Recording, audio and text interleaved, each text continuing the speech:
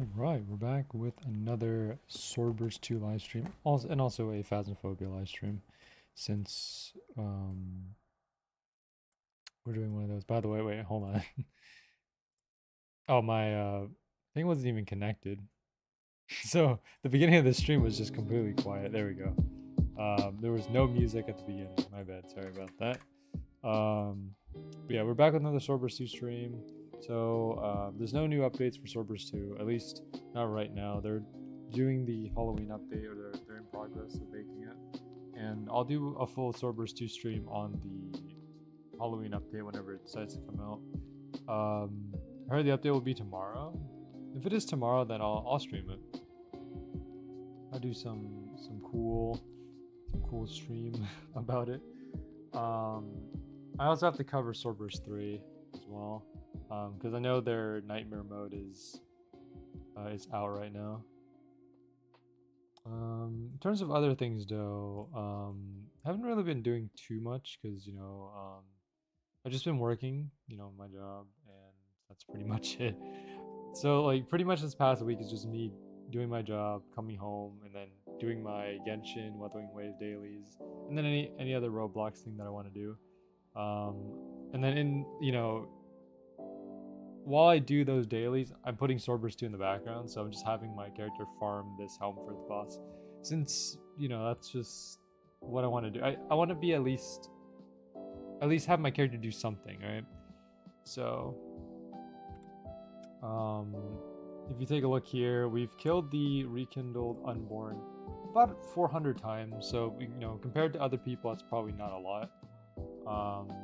444 times. In terms of drops, though, we haven't gotten a single drop. Only, unless you want to count the purple crafters, but this is something I had beforehand. So, yeah. Be going to Swordburst 2, so I won't be on Phaz. No problem, yeah. I'm just gonna be getting my dailies done here. Welcome, Joshua, to the stream. So, we already finished one of our dailies, which was the 4 million Vel. That one's done. So then, drop 5 rare items, upgrade rare equipment 25 times, 500 enemies, and 6 million damage with friends. So the 500 enemies is going to take a bit. I think I'll try to go to a spot that has a lot of enemies. So what I'll do is probably go to like floor 1,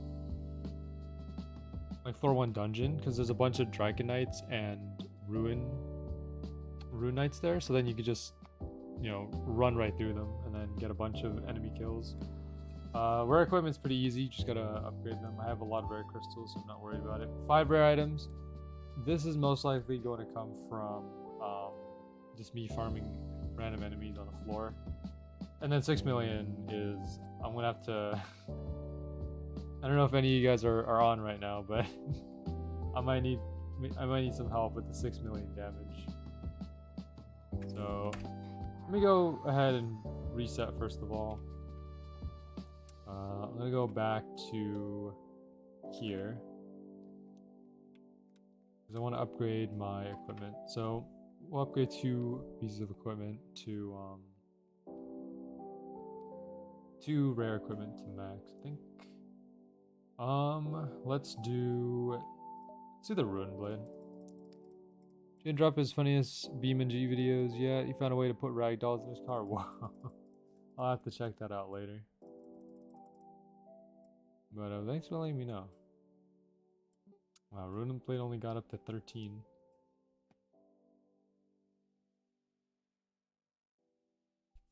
Okay.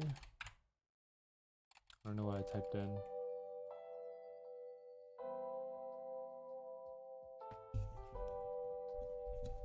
So I got to adjust my microphone volume. We're currently at about 5 right now. Okay. Just gonna put in like 10. Because I want to guarantee this to be max, so. Yeah, 10 works. And then the other one that we'll upgrade. I think it's just me being picky about it, but I don't plan on upgrading any of the merchant stuff or any of the event stuff. I feel like it's better to see it clean than upgraded. Do Lazarus. It's not like I'm going to be trading any of these legendaries or any of the merchant or event items away. But I mean, I think clean makes it higher value. Maybe that's just my mind kind of, you know, having an excuse not to upgrade them. Alright. Let me just get out of here. There we go. Alright, so going to the quest. There we go. Upgrade rare equipment 25 times. In terms of weekly quests, those are not happening. 40 million val, it's going to take a bit. This one you can actually get done in one day. 320 million. You can actually do this at Atheon pretty easily. 400 boss enemies takes a long time. 5,000 enemies takes a long time. Tribute is pretty difficult. But you do get 16 million if you complete the quest, so there's some incentive for it. Alright. Let's head over to Verse Woodlands. Because I'm going to go farm the floor 1 dungeon. Just grab a bunch of the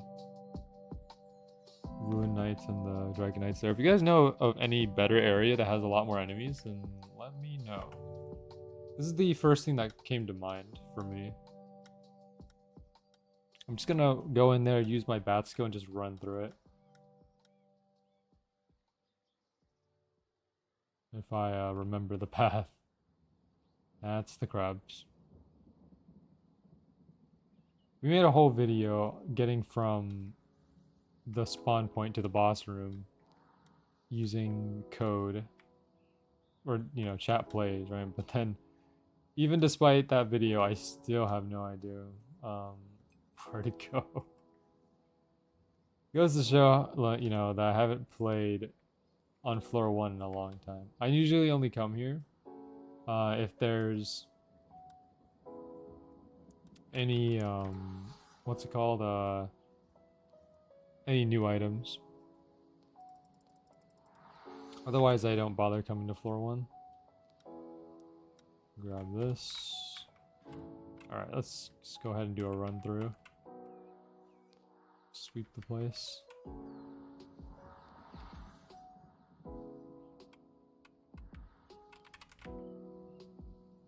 Yeah, like the rampage should just kill them all in one hit. I heard that actually Vampiric Rampage, the bat skill here, is actually coming back in the Halloween event. So you guys that don't have the bat skill are actually going to be able to get it, which is cool. Because I mean, Vampiric Rampage is very good for travel. Like I don't use the speed glitch anymore. I only stick to the Vampiric Rampage because it's just the speed is more consistent. You don't rubber band. And I mean, it's pretty fast.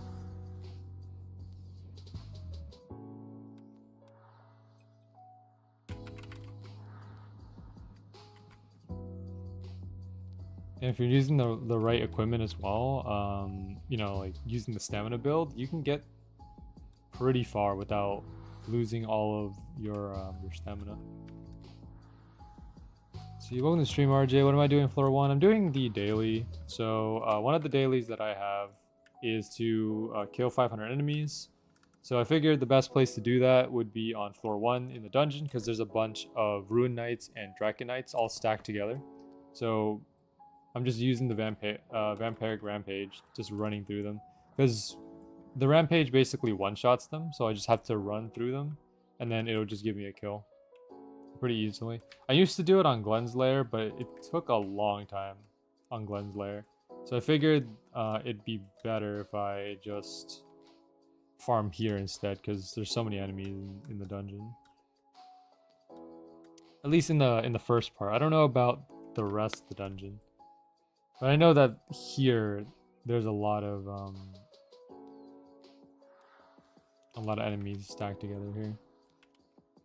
Every, you know, turn that you go or every hallway that you go into, there's more Ruin Knights and Dragon Knights.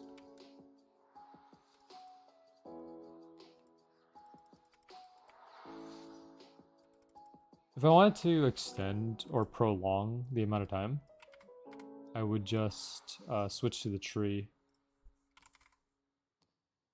So I think going tree, and then purple crafters. Hold on. This gives 32% stamina. I think purple crafters should give more, right? No, it gives 20%. Was it red crafters? Red crafters gives health regen. I think we'll just stick to the cavalry.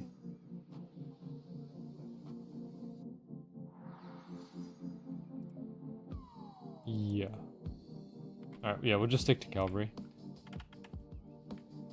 Alright, let's go ahead and pop this, and then you'll see how long it lasts. Because if you take a look at my stamina bar, it's not going down that quickly.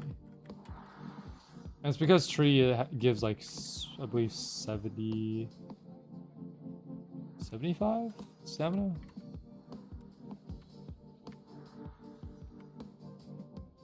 Floor 7 boss item gives 23%. Is it the Arcana robe?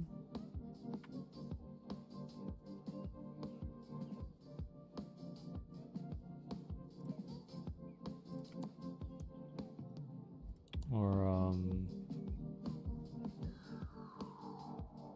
floor 7. You know the wiki, look for it? Okay.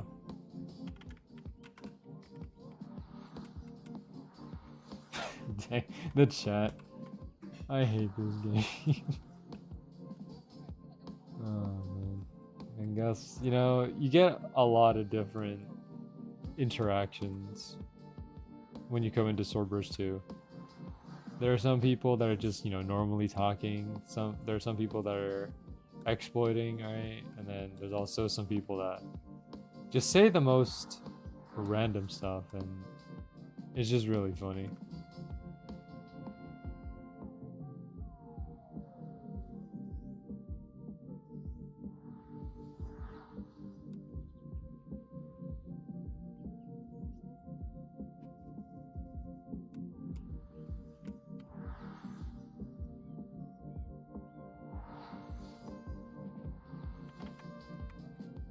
Floor 8 for Mog's necklace gives 21%. I could just use, let me see, 21%. Doesn't Festive give more though? Because I remember Festive gives like 25. If you double stack, actually no, hold on, there's one other thing as well. The cape. Yeah, the other cape that, hold on. Yeah, this thing right here, the Dracula's cape gives 30%. If I wear this, let me take off the Svalin. We're not going to be using that, at least for right now. So we double the Dracula's cape, we're getting 60% stamina. Plus the 32 that I'm getting from Cavalry. And then Tree gives, what's it called? 70%, not 75. I think I said 75 before. But yeah, it gives 70%. So 70 plus 60 is 130. 130 plus 32 is 162. Something like that. Tier 2 burst, 40% stamina. That's true, yeah. Like the Tier 2 burst armor does have, I believe it does give more. Or no, wait. Actually, like one good item that you could use for stamina is the Galactic Demolisher. Let me look this up. Galactic Demolisher from Swordburst 2, because it gives 50%, right? 50%. Yeah, 50% health, 50% stamina. So if you have 2 Galactic Demolishers, you can pretty much give. Or you can pretty much make 100%. Tier 2 burst. Oh, the shield. Oh yeah, it does. You're right. You know, I remember now. I think I still have them, right? Yeah, 40%, 40%. All right, we'll wear these instead. Thanks for letting me know, GM1.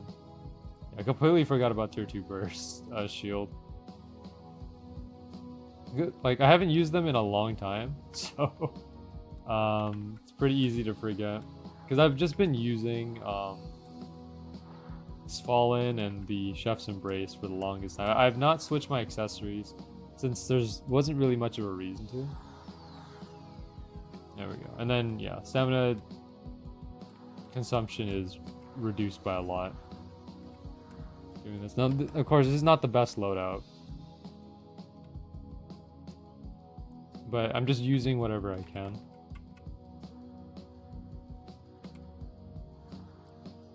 Okay, we're at 2. We're about halfway.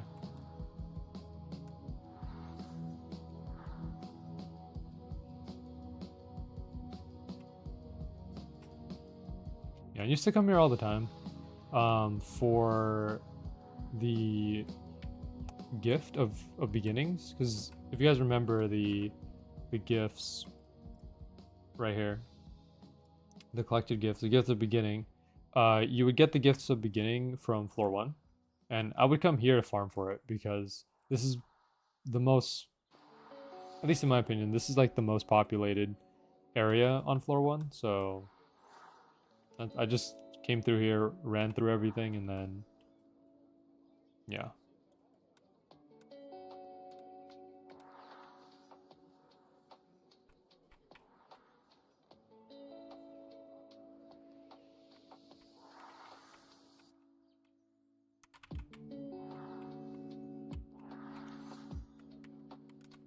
I'm gonna try to do Swordburst 2 dailies at least once a week, or at least me streaming doing the dailies once a week, because any other day I'm not doing any dailies. I'm just kind of sitting back and just farming Helmfirth boss. Right now, Swordburst 2 is just not really... There's not really much for me to do in Swordburst 2 right now. I'm mostly just farming the boss, the Helmfirth boss, just to try to get a drop.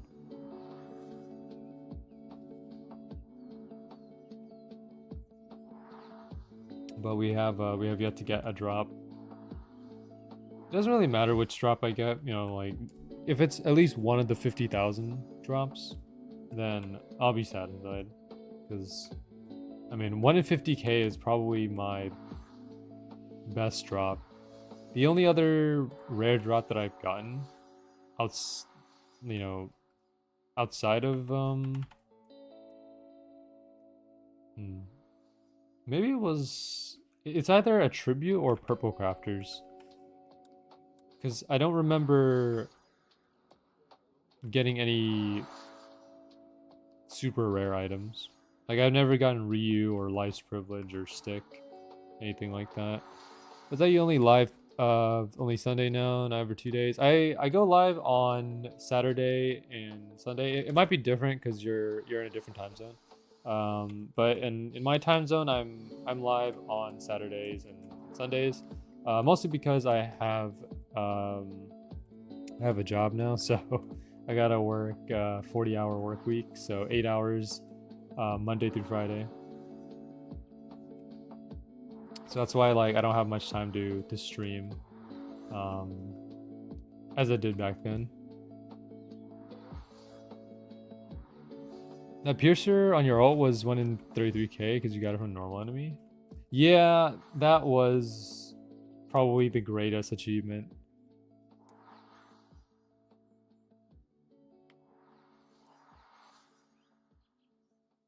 What's your job? It's a technician job. I'm not gonna go into too much detail about it, but just know that it's like, it's just a technician job.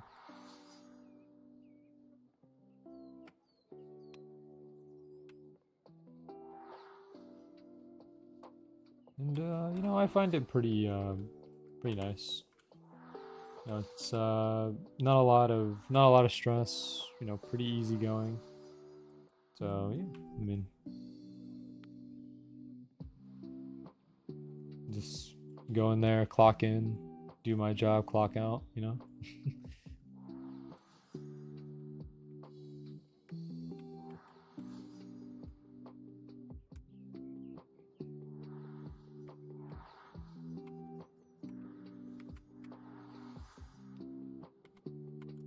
See, after I finish this, T-Man, you mind coming to Atheon just for the 6 million damage quest? Because I'm not gonna be able to do that quest on my own. So yeah, I'm at Atheon right now. Okay, I'll drop by there once I finish up with this. I'm almost done. I'm at 360.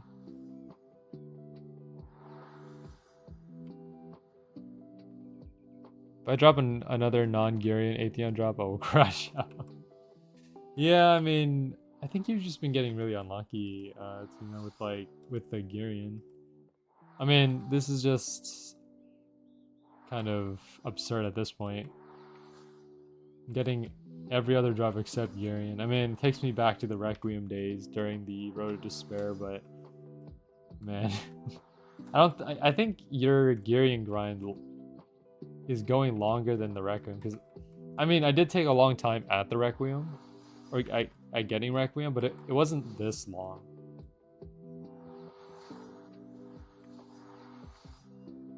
Right, 399.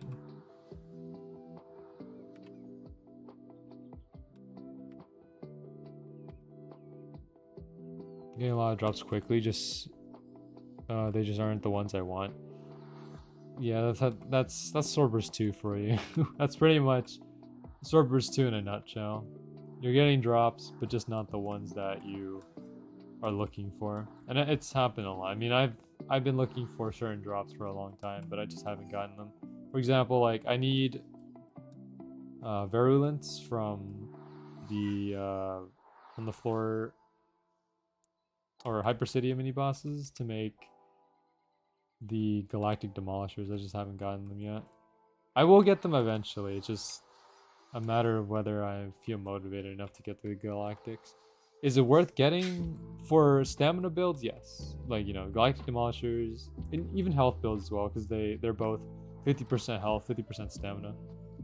But I just haven't been feeling motivated enough to farm for it. I don't think I can AFK the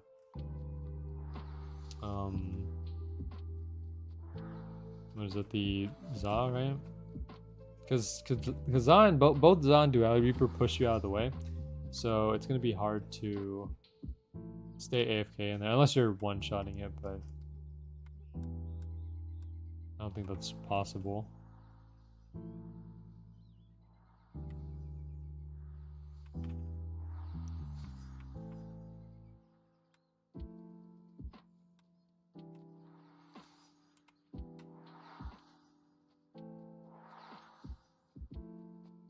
Wait, T-Man, do you have Vampiric Rampage? I don't remember if you had it or not. Because I don't remember when you came back to the Swordburst 2.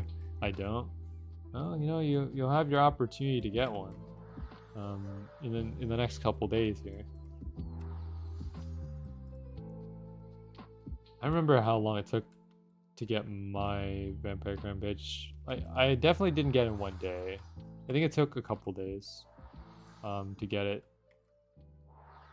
We never got Dracula's cape, by the way. I know that I just showed Dracula's cape in my inventory, but Dracula's cape came directly from BGM. BGM was the one who gave me him, because this was something that happened during the Halloween event. So BGM gave me a challenge, like, oh, if you get like, or I guess I modified the challenge to say like, oh, you know, if I get I guess like a Dracula's cape or something, then he'll give me like Hero's Triumph. It never happened, by the way.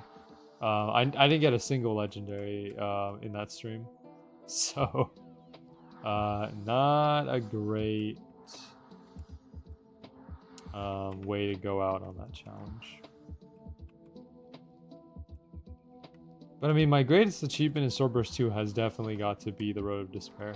I mean, we stuck it out for what, 4 or 5 months? Like we hanged on for that long. Like, you know, 4 or 5 months of just playing Swordburst 2 for 4 hours is like, it's kind of nuts. And I mean, we could have completed it sooner had we gotten the weapons that we needed. Because I mean, obviously, going from level 1 to level 400 does not take 4 months. The only reason why it did was because we were trying to get the drops that we needed. Specifically, we spent a lot of time on Summon Tree, a lot of time on Requiem, a lot of time on Mending Spirit. There were so many things that we could have like mitigated to make it easier. By the way, the reason why I'm doing my dailies early today, because usually I start with Phasmaphobia and then I come to Swordburst. The reason why is because of how I messed up last time, where I didn't pay attention to the time, and I ended up having my dailies reset while I was in the middle of completing them.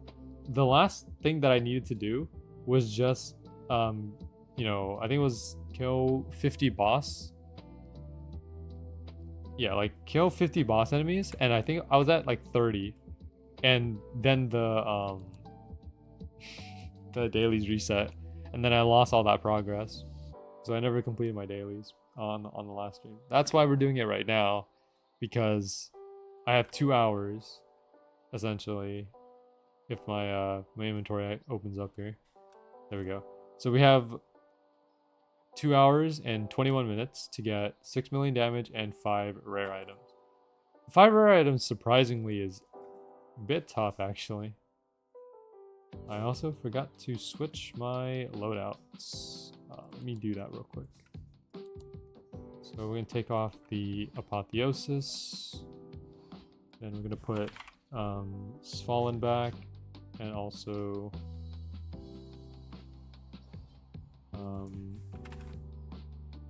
Chef's Embrace. Also, this is not the right Fallen. The right one is this one, because it's the one that I have with the Crown of Thorns. Because you can see here I'm wearing Crown of Thorns, just, you know, to hide the shield. Because I like having smaller accessories, so it kind of brings my avatar out more. Alright, and then we'll switch to Harbinger. There we go. And we'll just join in on the raid here.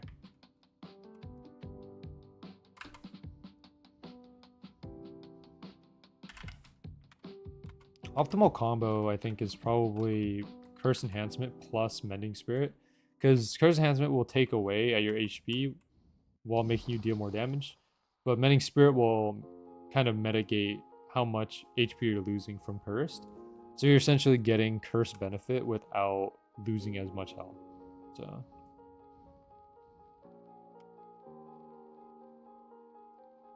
they nerfed the boss damage. I'm not sure. I know they definitely made it so that the nuke attack that Atheon does now pretty much one-shots you. So like before, you know, if you had Chef's Embrace, or not Chef's Embrace, Kitchen Cavalry with like 2 Fallens, or even like Conqueror's Wish with two Fallens, you would be able to survive. Now you can't survive anymore. You're pretty much getting one shot. The only way to survive Atheon at this point is probably either to get Desolator, maybe. I can't confirm that, because I've never seen anyone with Desolator, at least not in person or in game. I've seen it on the wiki though.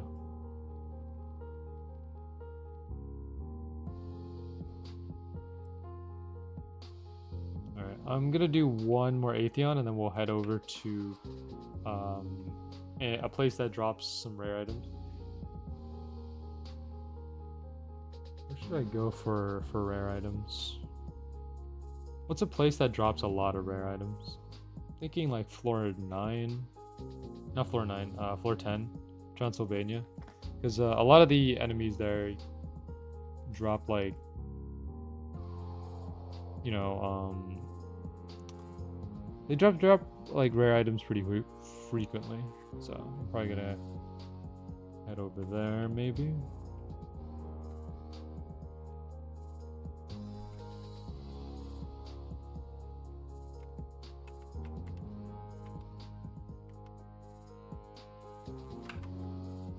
Yeah, I haven't been back to Glenn's Lair in quite a long time, because I've stopped farming for Velna. I'm just mostly focusing on rekindled Unborn, just to see if I can get any of the rare drops from it. The thing that's kind of made me like have less confidence in being able to get a drop is the whole Chaosbringer situation, where I essentially farmed for Chaosbringer, and I think I hit like 40,000 enemies killed. Chaosbringer, by the way, for context, the drop rate is about 1 in 30k or something, somewhere around that, like 1 in 29, 1 in 30k. I farmed 40,000 enemies and still didn't get it. Like combined, combining both the Ancient and the Eternal Blossom Knights, 40,000, and not a single Chaosbringer drop. I will go back and get Chaosbringer though whenever the Eternal Garden decides to make its rotation again. Alright, let's go to Transylvania.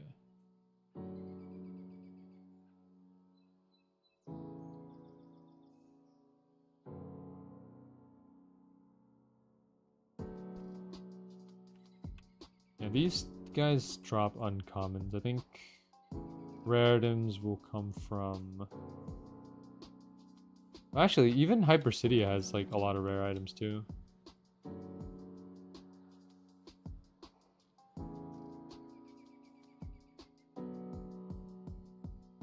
Okay, it takes 3 shots to kill the minions.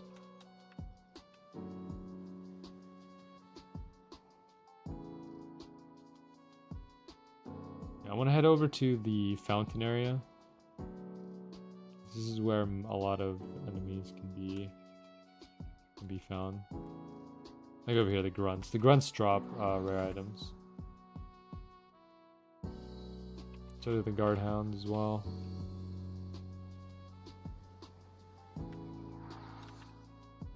Broken greatsword. Alright, well, that's not a rare item.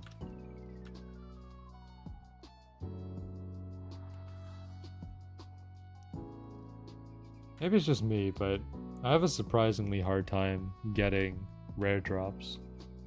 I just don't understand why they're so hard to get for me sometimes.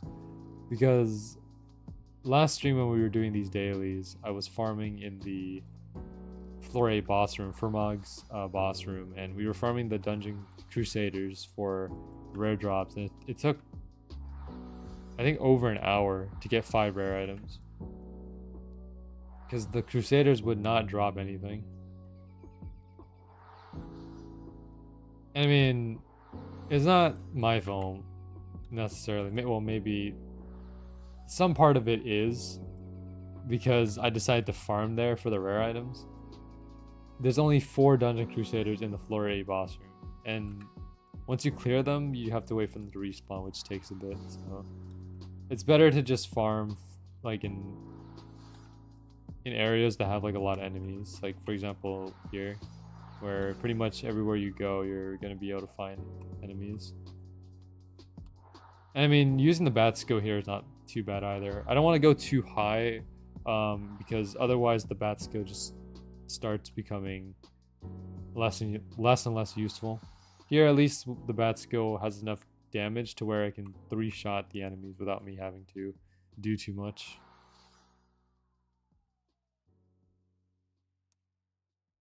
I mean, it might be a lazy way of playing the game, but at least, you know, I'm getting something out of it.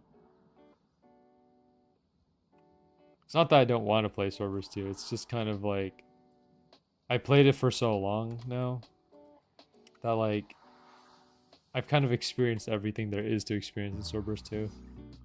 You know, the excitement of playing with friends, the grief of not getting the drop that you want,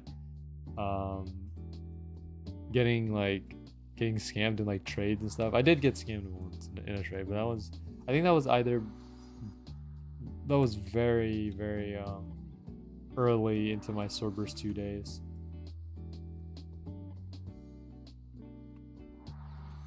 Nowadays, I don't trade as much anymore because, 1, I don't know the value of anything in this game, and then 2, it's just kind of a hassle because everyone's just trying to maximize the value that they're getting or putting out. And I mean, trades these days are kind of absurd if you take a look at it. You know, even with my whole inventory, which, I mean, I have a lot of items in my inventory. I wouldn't say as much as like collectors do, but even if I offer this entire inventory, I probably won't have enough to get some of the other items that I want.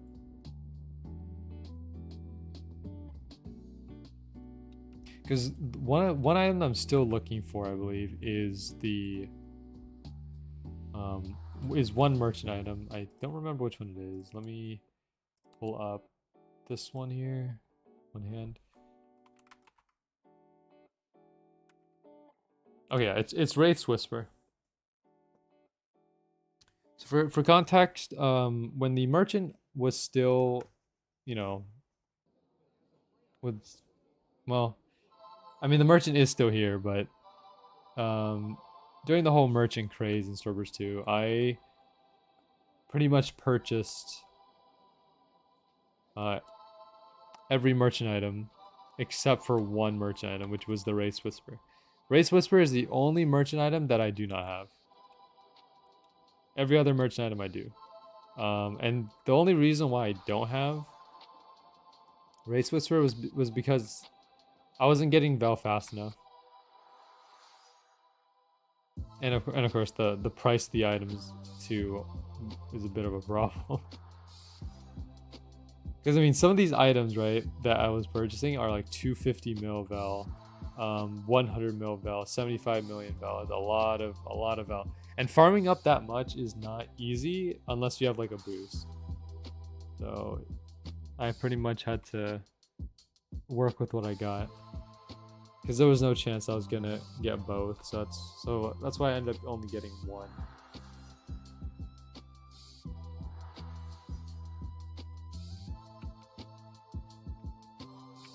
I got 2 rare items, pretty good. Maybe I should have came here instead to do the enemies, because I mean there's a lot of enemies here. And we're getting drops pretty frequently. Wow, nice Mystic Gem Blade already. Look at that. We're 4 out of 5 items. Another Mercurius.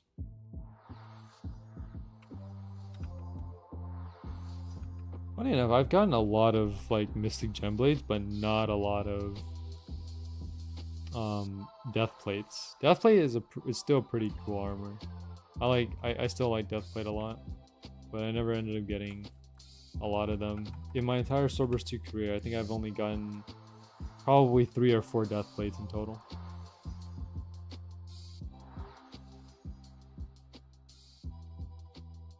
And I mean, I use Deathplate whenever I had the chance to, because it's just a good good armor, you know?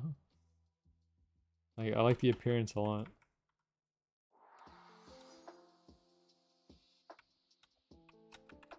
Okay, wait, does this door not work? Yeah. Okay, let's go back this way. Also an undead servant. Okay, this one leads back outside.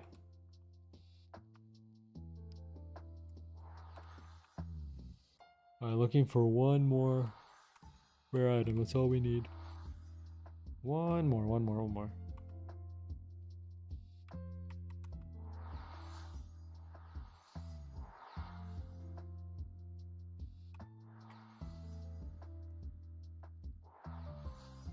Could be anything. Doesn't really matter. I just need a rare drop.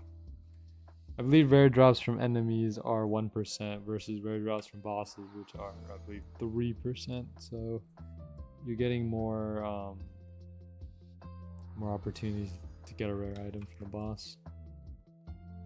Because the way that this game used to work is like they had pretty much a standard across enemies in the game. They still do have a standard, but the standard has changed. So you know, every rare item used to be 1% from anything. Uncommons would be 2%. Commons, the gray ones, would be 5%. Legendaries were 0.25%. And then yeah, that's pretty much it, because I was about to mention Burst, but Burst is not legendary. Burst is its own category. And this is before Burst came out.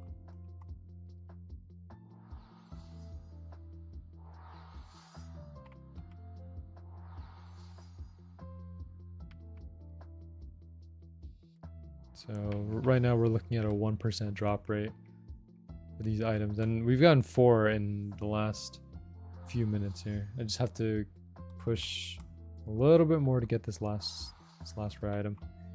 Again, I don't really care what it is. I'm not going to be using any of the floor 10 items anyways, so it's just best that I get what I need and then just move on.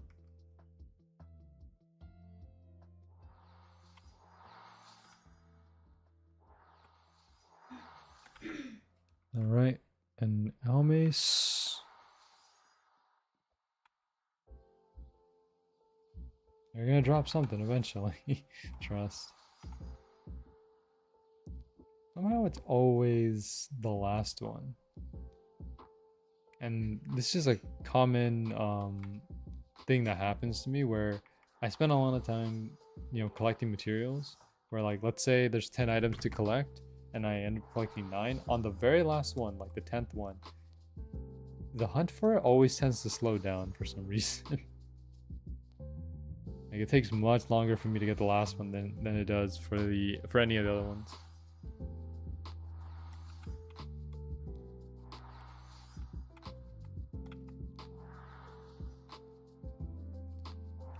That's why you keep trying, though.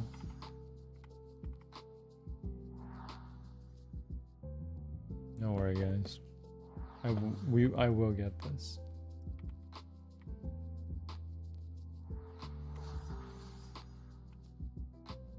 Yeah, so tomorrow's stream is either going to be a Swordburst 2 stream if the update comes out tomorrow, or if it doesn't come out tomorrow, we're going to be doing Swordburst 3, because new update on the boss difficulty for Swordburst 3, so I want to cover that, because I've been doing a lot of Swordburst 3 content recently, mostly just farming and trying to get items.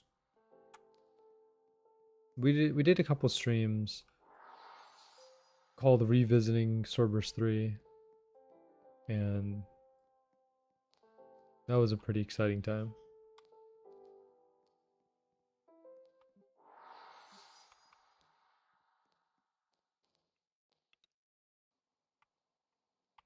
Because it basically helped me to take a look at Swordburst 3 again, and if I had to give an opinion, is Swordburst 3 better now than it was back then?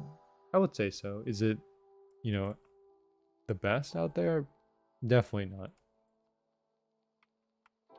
There's a lot of things that Swordburst 3 could, do to make the game a lot better, but I think at this point we should just go with what they got. Because I mean, the numbers don't really along that much. If you put an update out and you don't see a lot of people playing when the update is out, that probably means the update is not very good.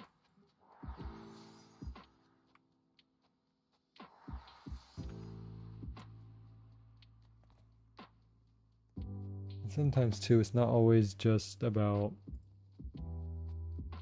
percentages, but it's also about luck as well. I mean, some of you guys are some of the most luckiest people in Swordburst. I'm kind of stunned by how people can get the items that they want without too much effort while I'm out here just struggling. It's tough, man.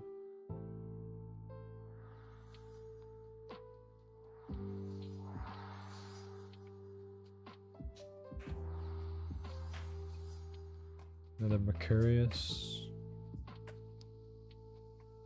I don't think the minions drop any rares. They just keep dropping Mercurius.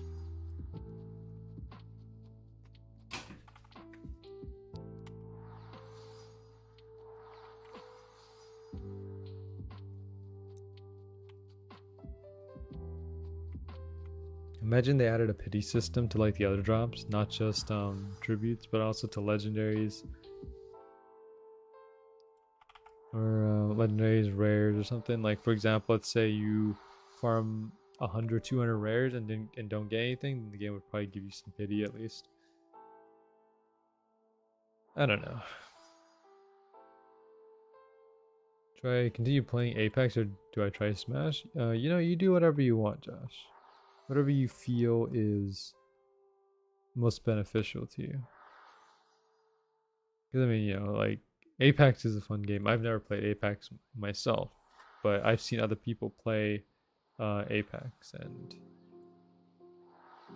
I'd say it's pretty good. Like the what is it? The agents in Apex Legends have their own like unique kits, so you know, it's not like you pick a character and you can automatically just do whatever you want. Like each character has its own type, and then based on that type, you can kind of. Oh, I hit my mic. You can pretty much like what is it? Yeah, based on the type, you can figure out like what playstyle matches your ideal playstyle the best. There's like tanks. I think DPS is on there, healers and stuff. So I don't know. I don't exactly have an idea on which type I would go with if I were to play Apex Legends.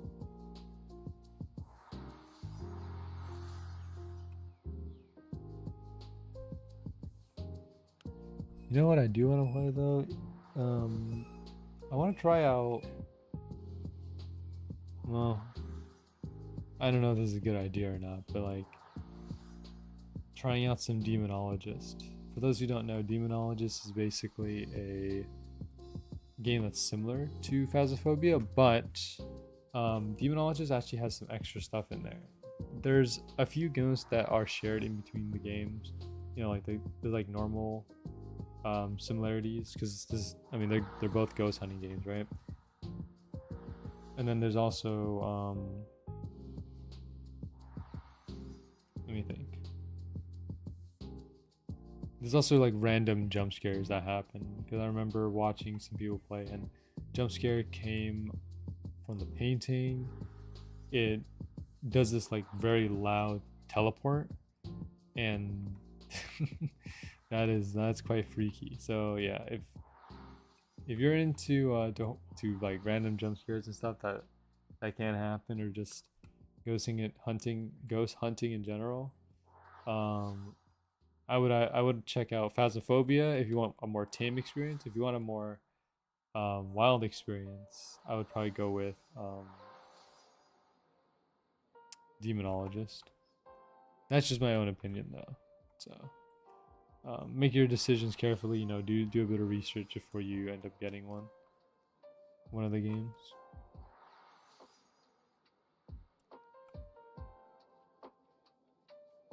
Still looking for this rare drop.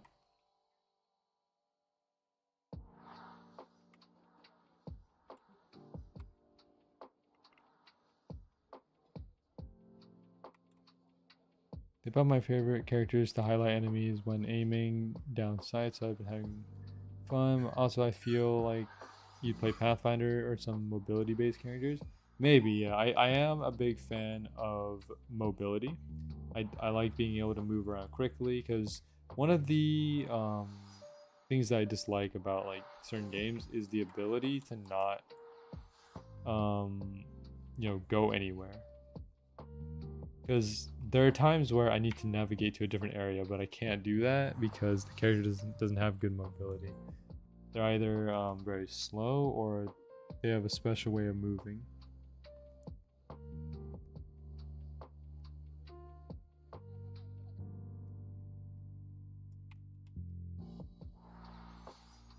But I'm not also, but I'm also not closing my doors when it comes to like picking characters in games. I try to keep myself pretty open-minded about characters and seeing which one kind of fits my playstyle. That's usually what I do. I mean, I did for Smash, right? Where basically I just played a bunch of characters in Smash, and eventually you find that character that clicks with you. whether that's like my Little Mac or Josh's Terry or T-Man's Samus. Like, there's just a character that will pretty much click with you as you play it, and you know, once you find that good character, you just have to practice. Know your combo game, know how to play neutral and stuff, right? A lot of that stuff.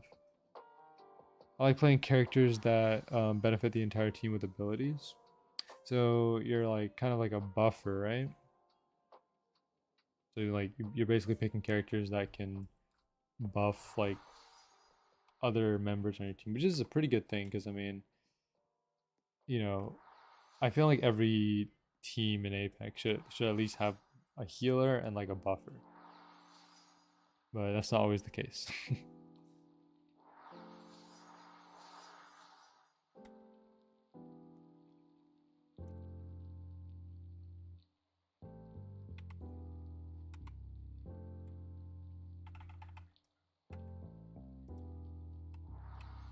Let me think. What is the next?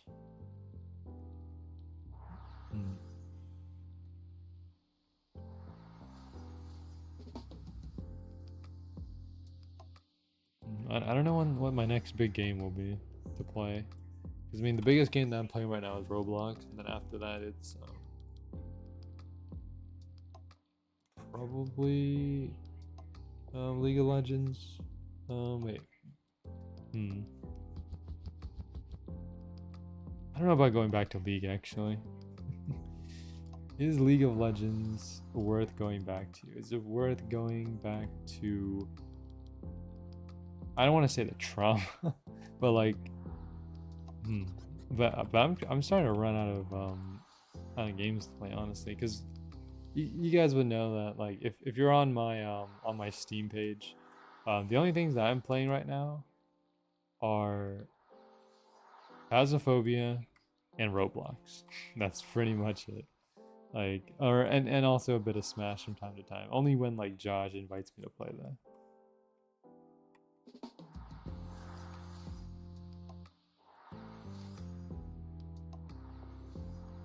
Josh can't hit his shot, so he's only good at buffing. I'd like to think that, you know, with more practice, he'll be able to, you know, hit those necessary shots. Top 3 are Seer, Ballistic, and Newcastle, which have different ways of benefiting the team. I'm gonna try out Hollow Knight. Yo, that's a good choice, actually. I've heard a lot of good things about Hollow Knight. You know, I solo wiped a squad.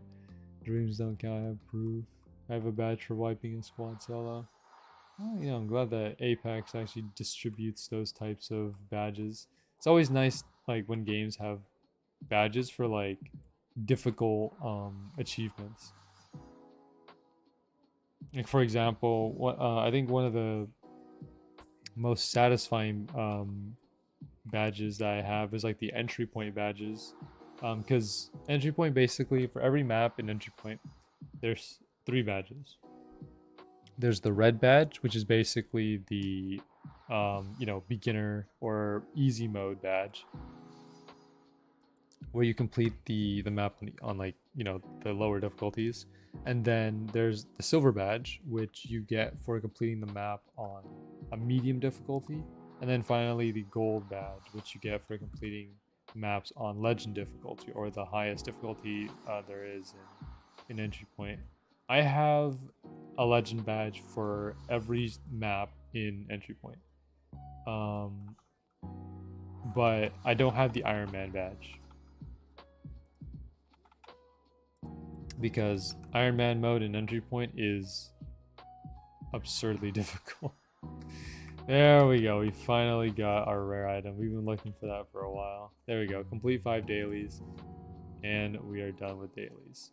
In terms of Vel, though, I mean, look at this. We're pretty much halfway to 40 million. Yeah, boss enemies not happening. 5,000. We're up to almost 1,000.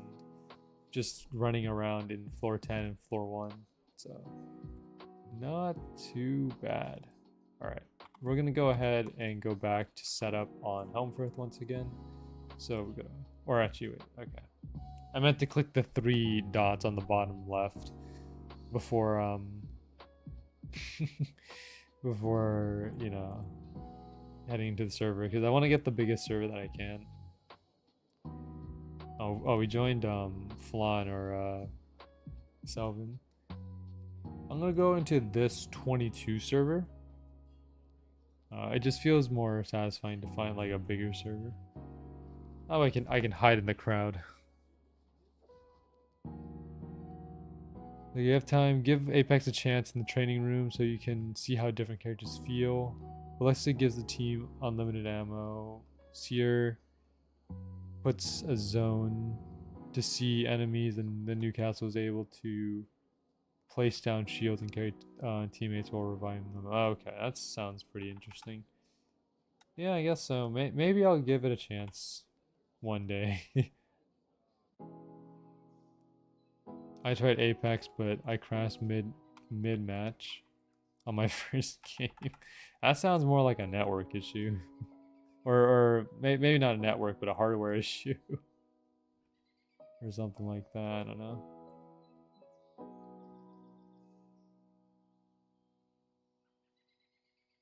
All right.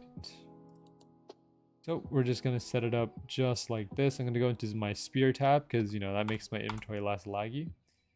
Again, yep, all our dailies are finished.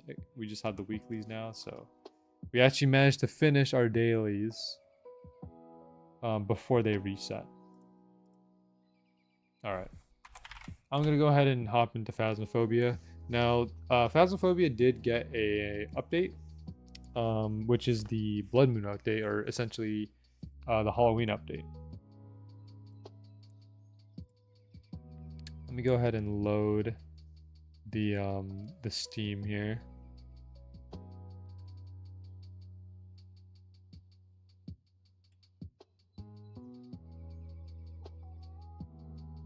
There we go.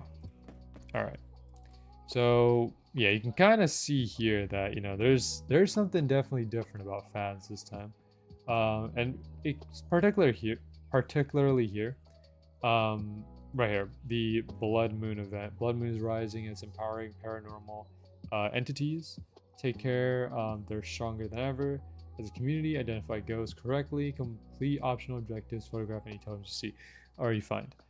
So the way that this event in Phasmophobia works is essentially this is a community event. So essentially, things that you do contribute to the community. So you can basically do your part and like play the games, get things right, and, you know, boost up this bar, or you can kind of just sit back, let everyone else do it, because again, it's based on the community. We still have 10 days left of this event. There's also these other ones over here. I'm glad that they added these because these are progress bars, right? To know when you complete some of these challenges. Lighthouse Keeper Challenge. Basically, you beat Point Hope, identify the ghost and survive 50 times. Ranger Challenge, Camp Woodwind 50 times, or Maple Lodge. And then Sunny Meadows 50 times to get the Asylum ID card and badge. And then there's also these Apocalypse ones down here, which those I will get at a later point. Not planning to do Apocalypse right now. All right, so this is what the ID card, by the way, looks like. Let me go ahead and head over back here. So you see stage 1 is completely done. You get a Blood Moon ID card. So we head back here. You can kind of see this is what the card looks like. It kind of looks like basically a red moon. It's Blood Moon, right? Makes a lot of sense. You can see the craters here. The one I had before was this one, the Ferryman of the Drowned. This one came from Point Hope. But I'm going to be using this one for right now, just because it's Blood Moon event, so might as well do it. Alright, let's go ahead and run our soloist loadout for $805. Alright, and then right here you can kind of see there's a bunch of like different maps and stuff. But the ones with these icons here are the ones that are being modified by the blood moon. So the first thing that we'll do here is edge field.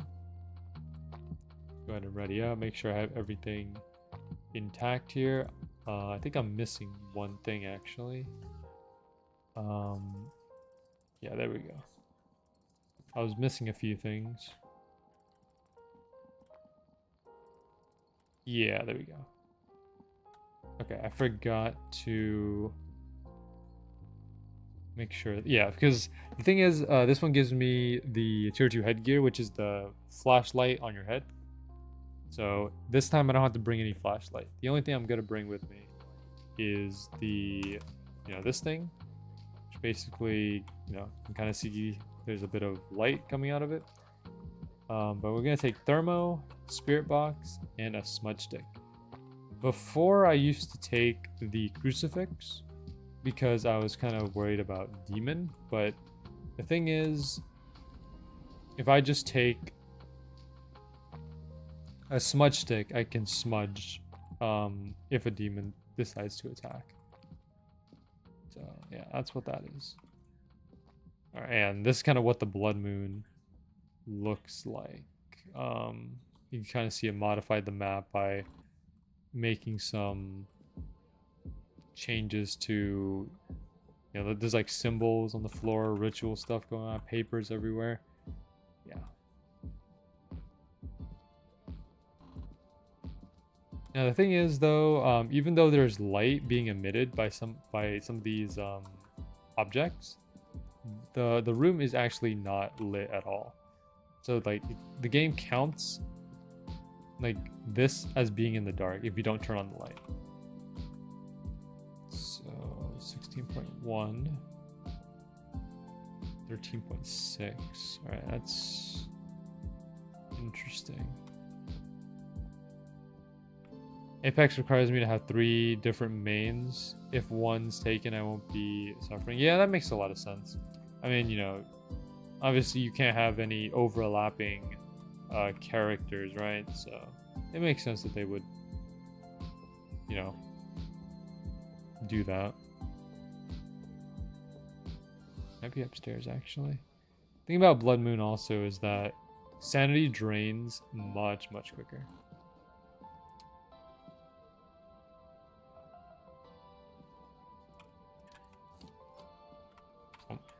Oh, there it is. It's definitely in here then, right? Yep, definitely here. It's off. Go, that's spirit box. Alright. I'm gonna drop my smudge in there. Turn the light on. Turn this thing on. Turn that on. Make sure we have as many lights as possible so that we don't end up losing our sanity too much. Now, like based on what we can see here, we didn't lose too much. I mean, we did lose like 18, so it's not the greatest thing. Let's take a camera with us, a book, and then we'll take dots as well. If you could overlap, there'd be 3 lifelines healing each other infinitely. That makes a lot of sense, yeah. Yeah, pretty much. I should have brought UV to check the door, actually. Okay, we have dots. Ooh, lights off. Oh, fuse box is off, actually. Yeah, we gotta go to the garage for this one.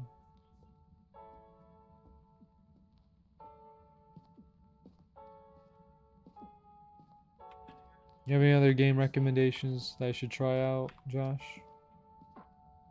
Outside of like Apex?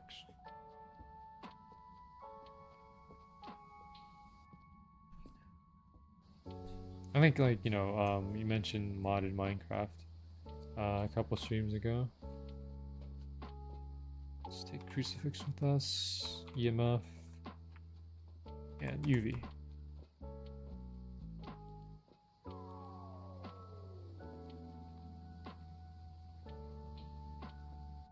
Yeah, Crucifix is definitely here to prevent hunts from happening.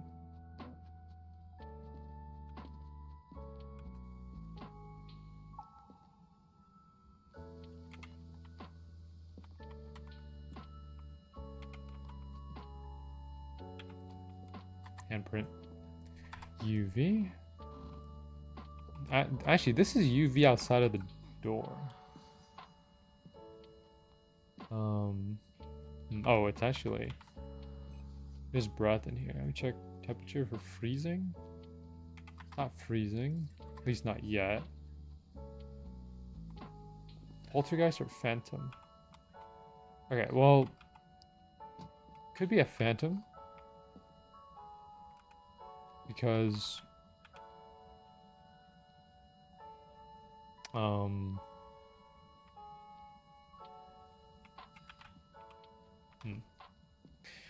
It's not throwing a lot of things, so I'm thinking this like a phantom or something. I mostly play a single game where I can have fun by changing a bit. Things like for modded, I play different mods from time to time. And Apex, and I switch characters. Nice. Okay. All right. Take this. Take a motion sensor, and then just yeah. I should have left my UV there. I didn't need to take UV with me. This UV, by the way, this like kind of glow stick UV is actually pretty good. I think I like this a lot better than the tier 3 one because like you can kind of see it lights up everything. Tier 1 and tier 2. Oh, writing. Okay, it's a poltergeist. All right. Well, that answered my question. I'm gonna go ahead and put a crucifix out there because that will cover the outside. And then motion sensor. Motion sensor here, actually. Okay. Here's what we'll do. We will come back with salt. Try to take a picture of the salt, and then, photograph the salt. So take camera with me. Take 2 salts. Photograph the salt. Photograph the book, and then we're gonna go around and take some pictures of some moon totems because that's also part of the blood moon as well. Put the 3 now. Got that nice Himalayan salt. Yeah, I only started like a couple minutes ago. I haven't been doing this for too long.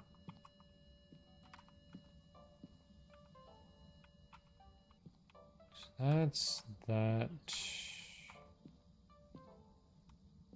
Alright, I gotta wait for the salt to trigger. If it's still here, of course. It might not even be here anymore. I mean, the breath is going off, so that's good. It'll take some time for that to work, though.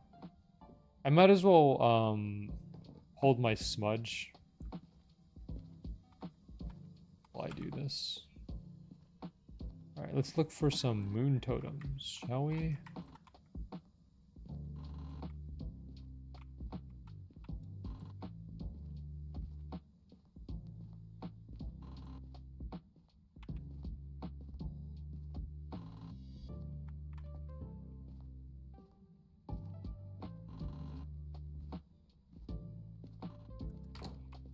Oh, okay. Yeah, we're in the dark right now.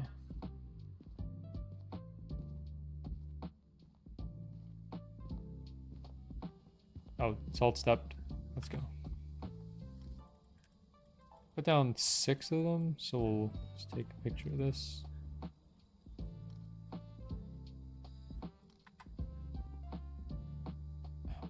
How many is that? 1, 2, 3, 4, 5, 1 more. 6, there we go. Could also try to find bone. Possible. Because like, let's see, sanity wise, yeah, we're starting to lose some sanity. Currently at 64. I'll probably take 1. We still have 3 more sanity pills, so I'm not too worried about it. Yeah, there's not gonna be a ghost or in there because it's poltergeist. All right. Could take 1. Well, I don't know why, but I don't like mobility-based characters. I think it's understandable, because sometimes mobility can be a bit much. So, you know, at the end of the day, Josh, I think you just play whatever character you feel is, you know, applicable to your playstyle. So whatever you feel fits with your like general theme, just go for it.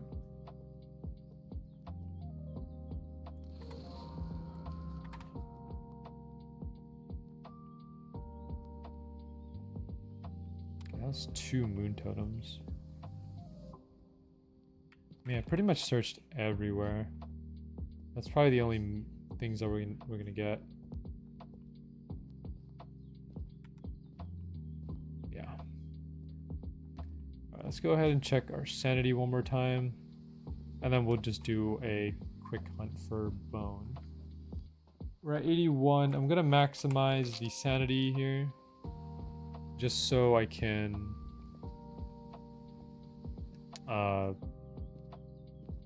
I mean, I'm just trying to find this bone as soon as I can.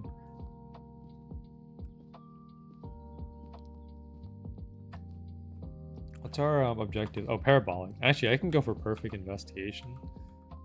If I find this bone and then grab the parabolic, we can end this in a perfect investigation. That would be ideal.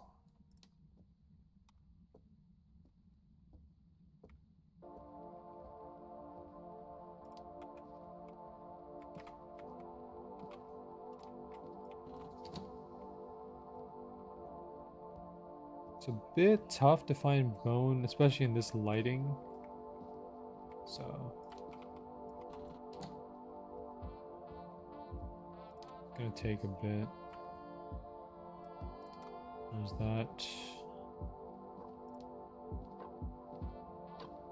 Check behind here. No. Actually, I should leave this on because I'm going to be going to the garage. Alright, check garage.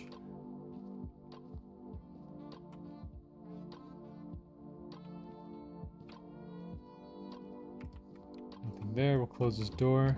Closing the door just basically makes it easier to determine where I've checked and where I haven't. Give me 1 second.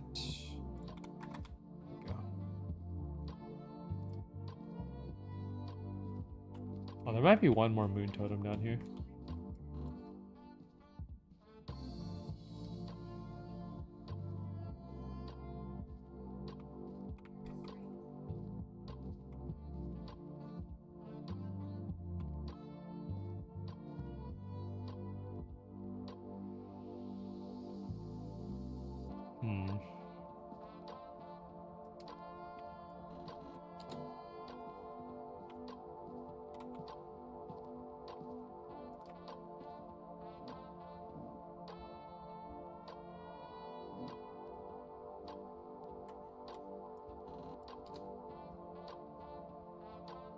Not seeing bone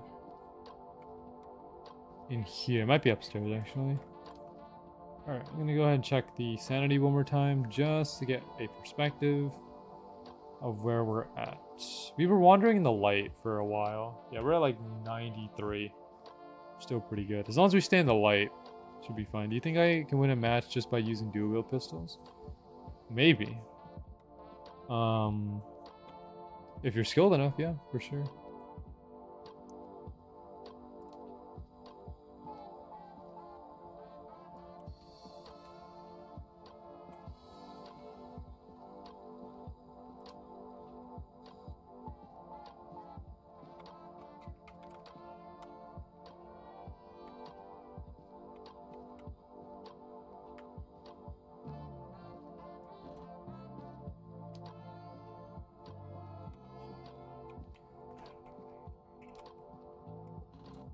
The only gun that I know of, Josh, from Apex is like Mozam.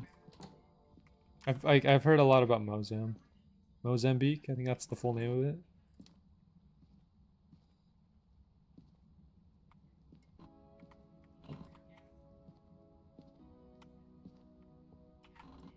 Okay.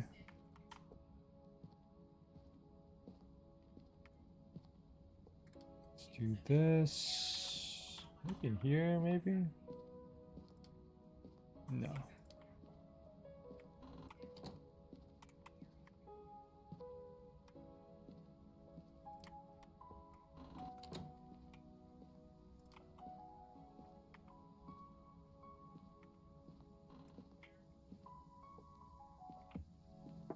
Dirty water.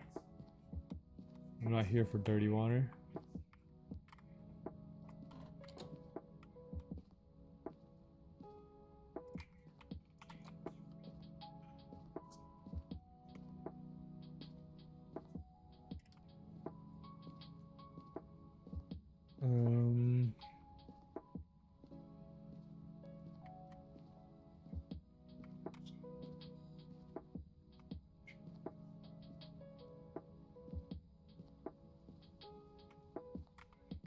I might have missed it actually. They made the Mozam dual wield if you get 2. Oh, nice. How good is the Mozam though? Oh, there it is. Okay, so I think that's the full photo book. Yeah, full photo book, all 3. So now we go down. All we need to do is just get parabolic. And we're pretty much set to go for perfect investigation. So, yeah, I can just drop the camera now. There's no reason to have it anymore. Grab the parabolic. Check our sanity, 75. I'm going to pop another sanity. You know, there's no... Somebody might be saying, like, there's no reason to pop sanity. Even if, like, I'm at 75. I just want to play it safe, you know? Nothing wrong with doing that. Okay. First of all, I need to determine whether it's still here or not.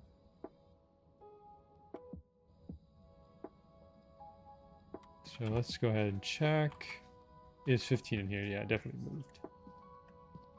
It's 3 out here. Okay. Well, we know where it is now. I'm going to grab the crucifix and move it to about... Let's say about here, because this will cover basically this entire area, and then this crucifix here will pretty much cover this entire area. All right, let's see if we can find it. Let's turn this on.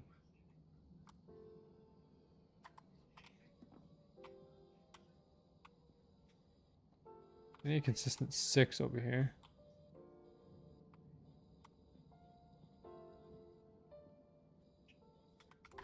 What's the name? Tracia Skinner.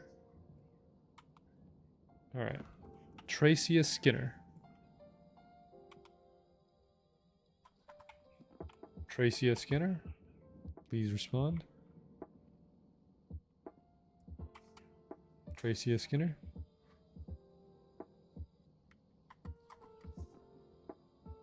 Tracia Skinner. Oh, 17. Tracia Skinner.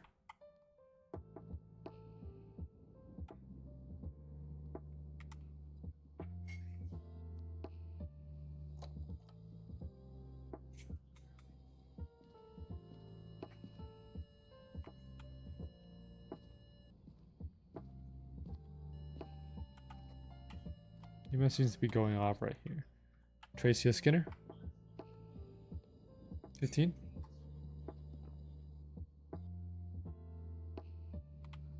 Tracia Skinner.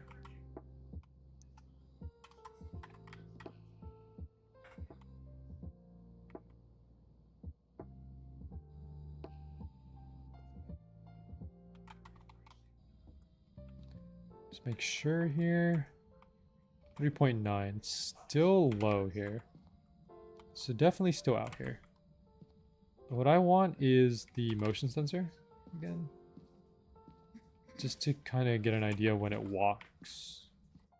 That motion sensor goes off and I'll have a general idea where it is. Tracy Skinner.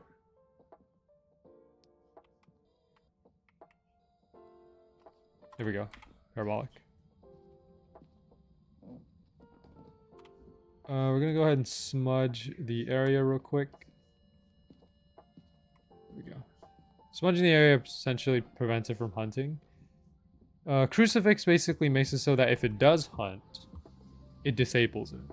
Smudge stick just prevents it from hunting altogether if you smudge the ghost within a certain range of it. Because if you smudge the area but the ghost is not there, the smudge is useless. It doesn't work. So we got a bunch of 3-star photos. We got ourselves all the objectives and got ourselves all the evidence as well. It's a poltergeist. Imagine we go through this entire process and it's still and it's not a poltergeist. That'd be funny. It's pretty good. 30 damage up close, fires pretty fast. Mozam is up close, so you can easily land multiple shots and likely kill before you die. Nice. That's good. You know, I've heard a lot about I don't know who my favorite Apex character would be. I mean, I'm just going based off appearances. I think Crypto looks kind of cool. I like Crypto a lot. Alright, let me go ahead and switch this to multiplayer. I'll leave this, go into multiplayer. Great room. Alright. No one used our Apocalypse loadout. Since Smasher wants to fund everything, so I'll just use my Apocalypse. The Apocalypse is $0 because there's nothing in there. This, specifically the Apocalypse loadout, this is going to be for when I do the Apocalypse challenge, but I don't know exactly what I want to bring yet. For Apocalypse, you don't bring everything. You only bring stuff that you need to determine what the ghost is. So for because in the Apocalypse mode, at least the highest Apocalypse, right? Apocalypse level 3, there is no ghost evidence. So bringing dots, bringing ghost writing, bringing EMF will not do anything. So that means that you have to determine it based off other things like salt. If it walks on salt, it's not a wraith.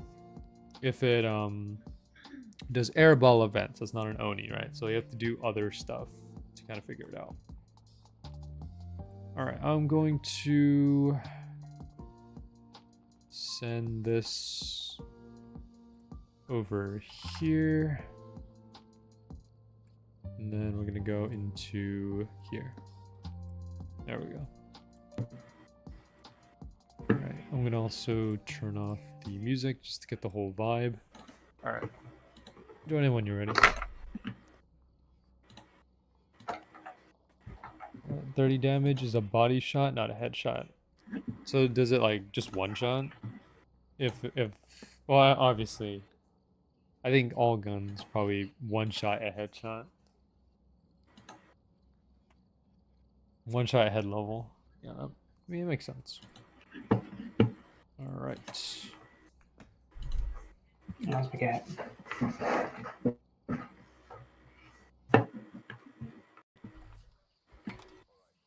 This, take this, that, and smudge.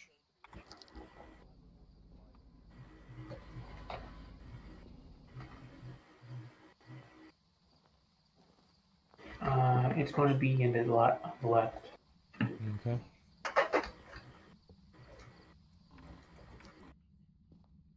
See, barely any guns other than the sniper and stick kill and headshot, really? Okay.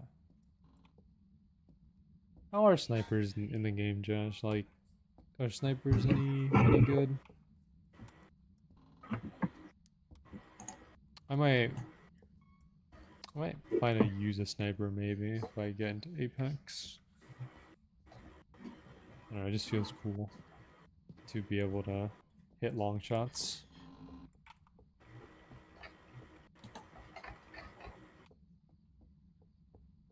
Yeah, it might be the front.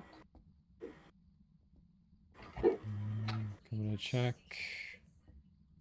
So 11, maybe. I'm gonna check upstairs. Like 4 different snipers with different mechanics. Oh, okay.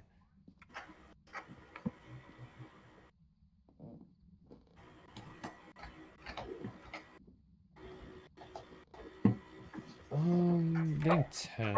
Alright, let me test the spear box here.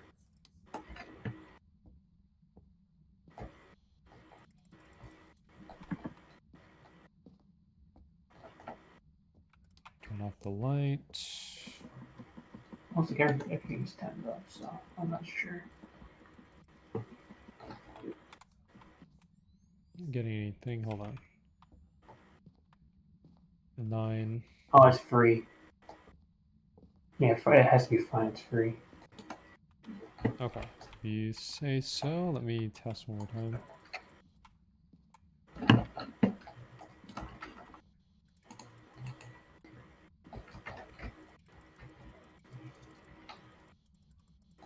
Not getting anything.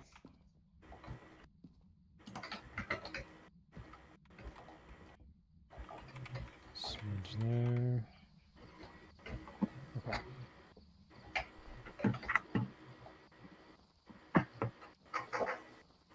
Coming in with camera. The camera, dots, and our motion sensor. This, that, and that. Here's the charge rifle, which charges before shooting in a straight line. There's Sentinel, which you can charge with a shield charge. There's Wingman, which is a sniper pistol, and others. Nice. Sounds pretty intricate.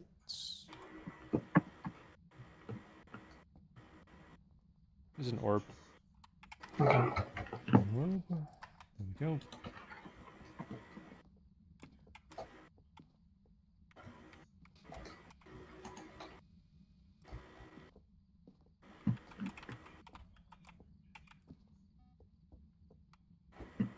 Alright, it's definitely here then. Motion sensor's going off.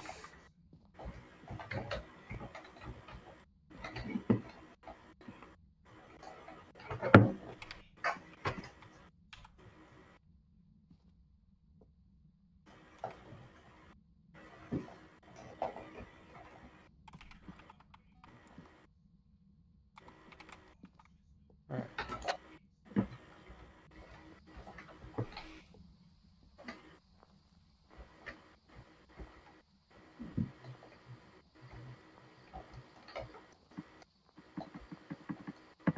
And another motion sensor. Objectives, let's see. Sanity 25, incense.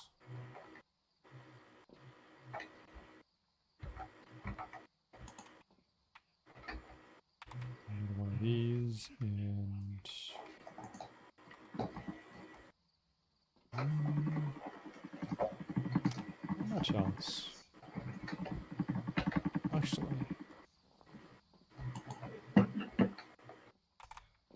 bring that with me.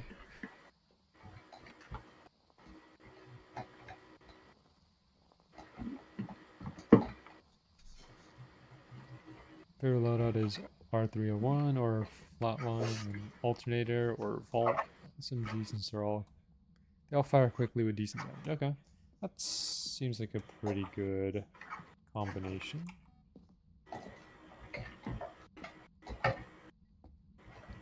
Let's go over here. It's writing in the book.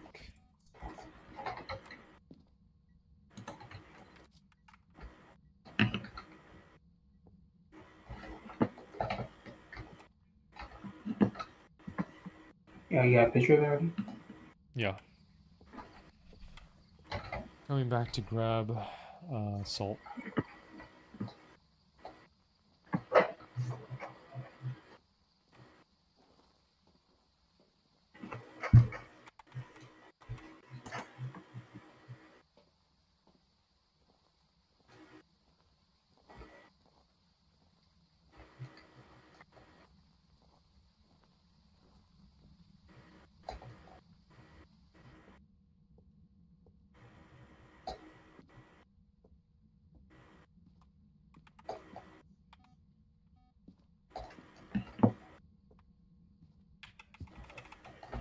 Okay, it's right there.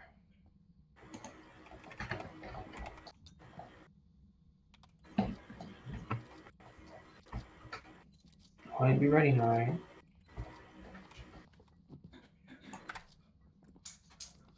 It's negative. Okay, let's. All right, freezing revenant. All right. So we have space for 2 more things. Check sanity, and then we can probably look for a bone.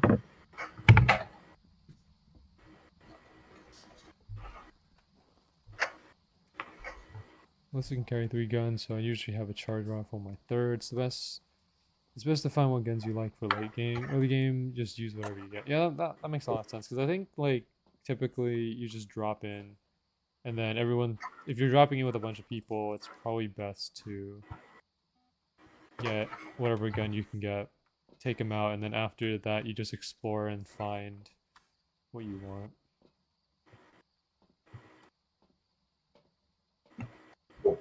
$74. All right, take 1 with me. All right.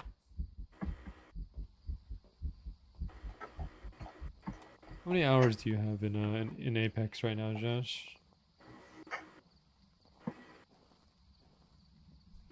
I'm assuming you probably have at least like a couple hundred in there, right?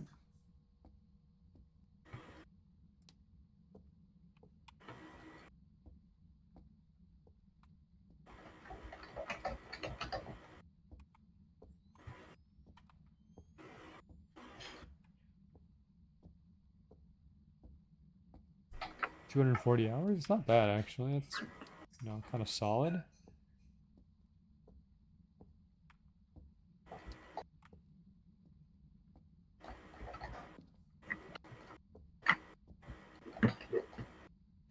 More hours than Smash, I know that 100%. Yeah.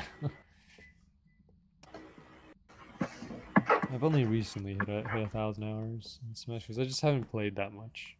Or I haven't really had much of an incentive to play. I'll get back into it though. It's a matter of time. It's one of those things where you kind of take a break from it and then eventually come back to it after you feel like you're missing it. This is what I did with Minecraft, where I didn't play Minecraft for a long while, like a couple months, and then eventually I kind of got back into the Minecraft groove, played it for about a month, and stopped again. Oh, picture. I found it. Alright. I got it. Oh, you got it? I don't even know. Oh, we don't have bone? Okay. No, we don't. Do you want bone? I thought like when you said you found it. Well, I found a totem. Okay. Should I take a picture of the totem or what? Pictures. The photo book is full. I'll just take a picture of it anyways, just in case. Okay, whatever.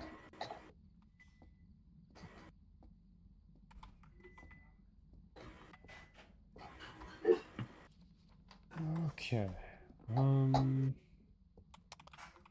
Is it still here?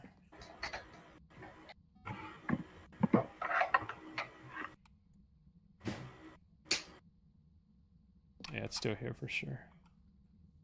Let's do a quick cleanse.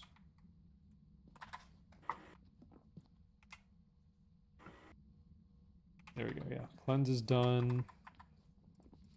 Since we don't have bone, we can't do perfect, so we'll just leave. Not much else we can do. Apex is a game I play when I try to chill, since I don't rage in it, but I get like a rush when the last one alive and have to revive my team. Yeah, I think that's kind of typical, because I mean, if you're the last one standing with like, and the whole team is kind of leaning on you to like stay alive and win, then there is a sort of pressure that you have to kind of play through. And, sometimes it's good pressure, sometimes bad pressure, because I mean, it really depends on your teammates. If your teammates are supporting you, then you can probably feel more empowered. but sometimes you get these toxic teammates, and you know, you make a mistake, they'll flame you for it, and then that becomes a lot more difficult to like stay motivated because you're getting distracted by them. I think there's a mixture of like both toxic and, you know, like good people in Apex. It just depends. It's like a random encounter. And plus, like, you're not gonna be running into these people again anytime soon. If anything, you just play with them for like, you know, 15 minutes or something, and then you move on. So, but in games that have like, or at least competitive games that have voice chat, I never use the voice chat. Like, for example, if I were to play Apex or Valorant, I would never use the voice chat. I don't know, just not something that I am comfortable with doing.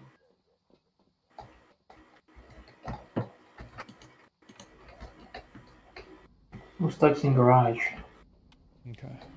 Usually people don't have mics unless it's ranked. So since I play casual, everyone's laid back. Yeah, that sounds about right. But there are some people that even play casual and still like, you know, get very serious about the game. So I don't know. It's a hit or miss when it comes to teammates.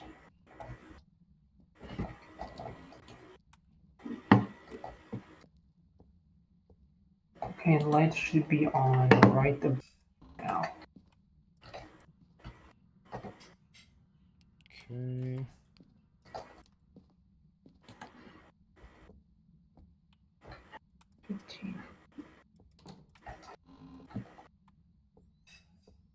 Oh, moon totem.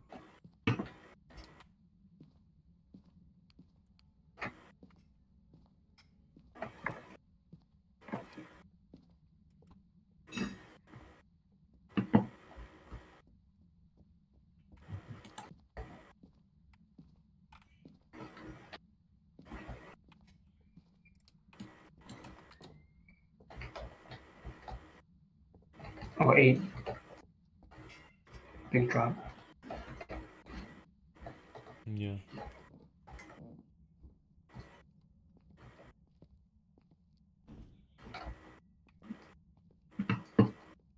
Knocked over a hammer in here.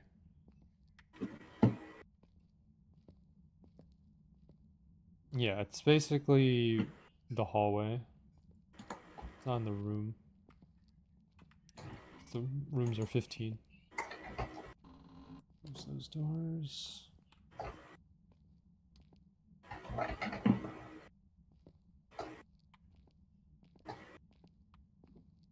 Ooh, moon totem. Okay.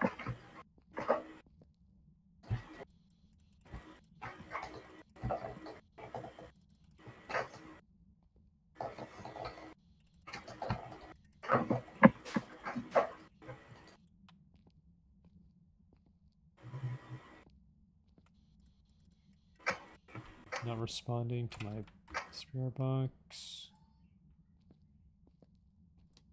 I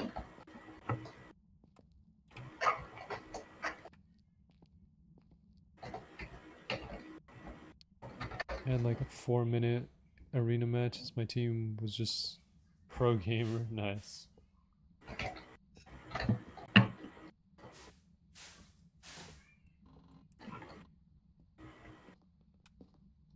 Most of my Apex like consumption when it comes to watching Apex just comes from streamers. Like sometimes um I follow these FPS streamers. They play Apex a lot. I just have it in the background. I don't know what's going on half the time, but it's just nice to um have it play in the background while I do like other stuff.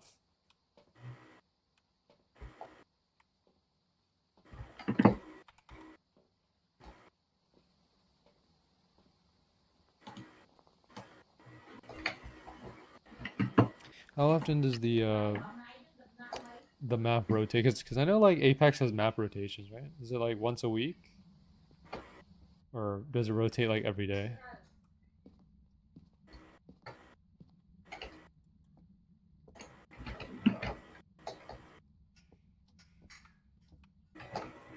Every hour? Okay. Well, that's interesting.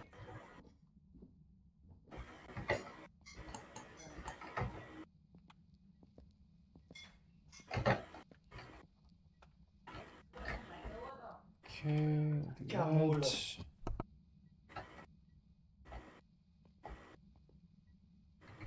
Wrote in the book, that's nice. Okay, temperature is 1.4.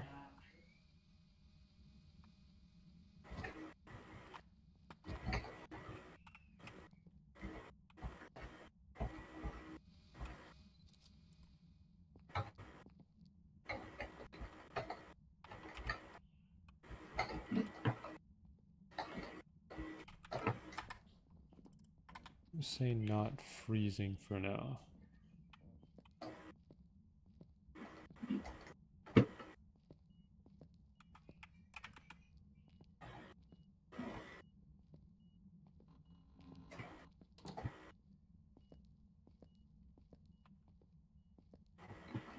All the maps are good, to be honest. That's alright. Well, I figured that there would be some maps that people don't like. But if you say they're pretty good, like pretty good visually or like practically, because I know that there are some maps that look good, like when you look at them, but then when you actually try to play on them, it's a bit tedious to navigate. For example, in Phasmaphobia, one of my favorite maps visually is Point Hope, but navigating through Point Hope is a nightmare because of how it works. Since Point Hope is basically it's considered a small map, but there's like you know there's a bunch of floors that you have to go up and down, and going from the bottom to the top takes about a minute or two. So nightmare map to navigate, but very visually appealing in some ways.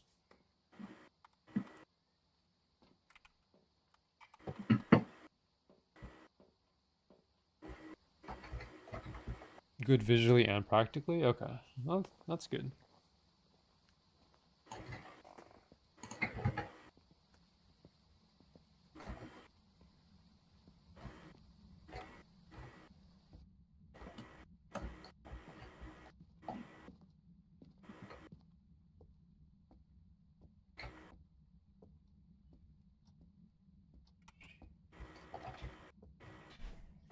Where do you think you would be, Josh, if you were to play ranked? What rank do you think you would be?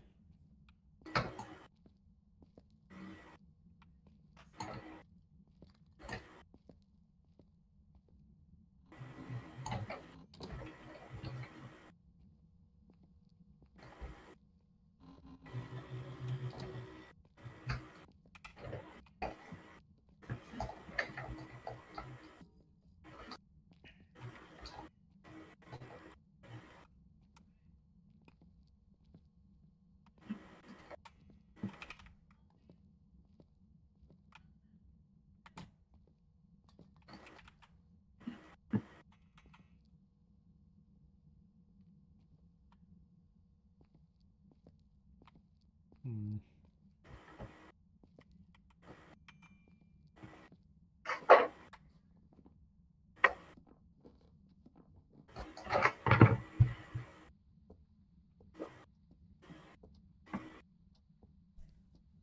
I need more motion sensors.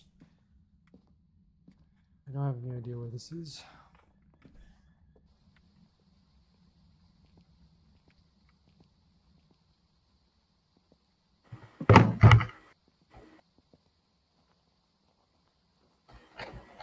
I'd be at the bottom of rank. Well, I mean, well, I wouldn't say that, Josh. I mean, if you're able to like, KO some players, then I don't think that puts you at the bottom.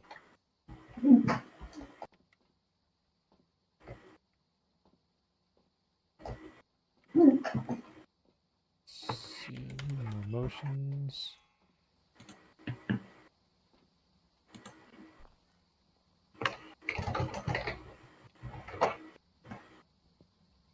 it's just me, but like I can't really tell the difference between ranks sometimes because you know I look at like maybe a silver or a gold player in Apex, then I look at like a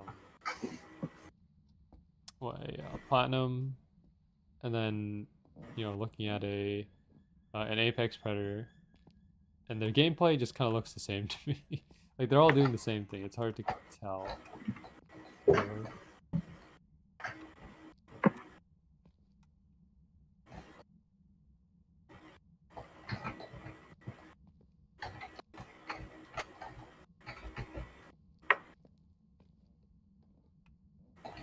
Oh, Moontown, no way.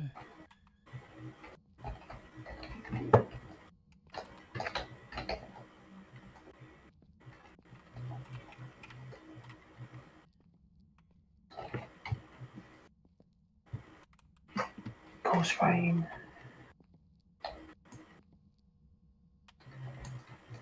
It's getting warmer in here.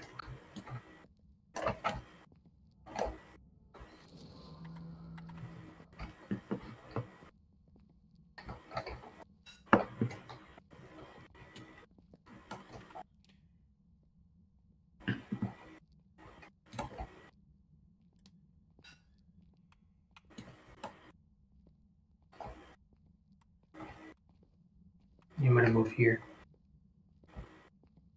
It's the temperature in there. 4 versus 8 out here. Okay. And it's also hunting in there. Okay. Or he's doing something in there.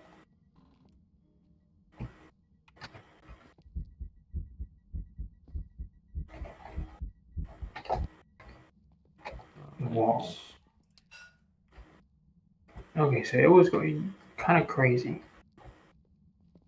That was EMF 4, but then EMF stopped. Like it went haywire for a little bit. So. Yeah, I would not count. I wouldn't trust EMF during a ghost event.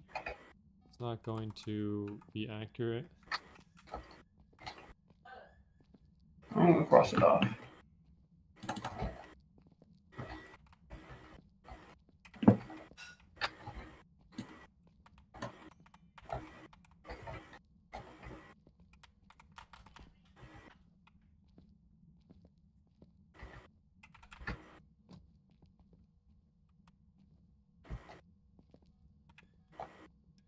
See, the thing is, Switch isn't good for Apex, but eventually eventually just fall behind. Okay. I get killed, but eventually fall behind. Okay. Well, I mean, you know, I think with every game, practice is something that's essential. Because, you know, I mean, there is a chance that you could get good at something right away, but that's not always the case. I think every game that you play, if you want to get good, there's always a need for practice.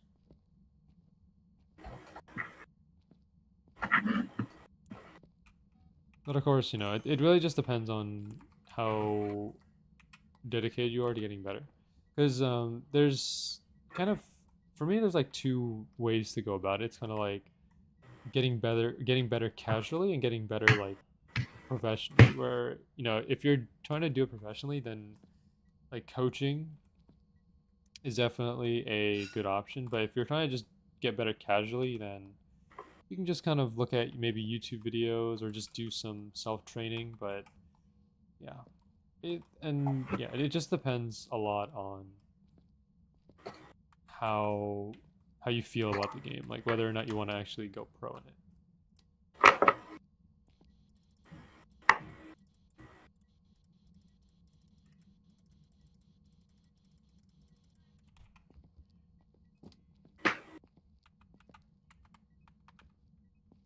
UV. Okay. I think this is a poltergeist. It's been throwing a lot It of has been things. good.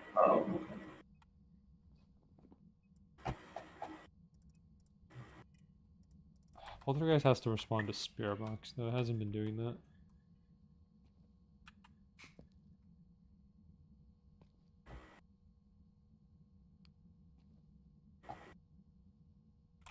Still in here for sure.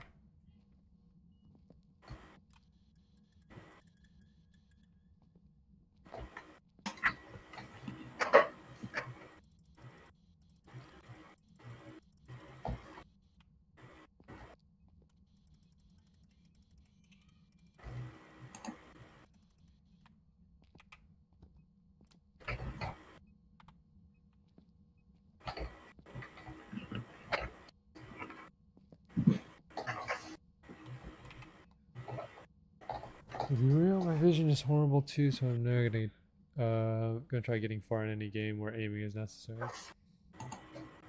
Yeah, I guess that's fair enough.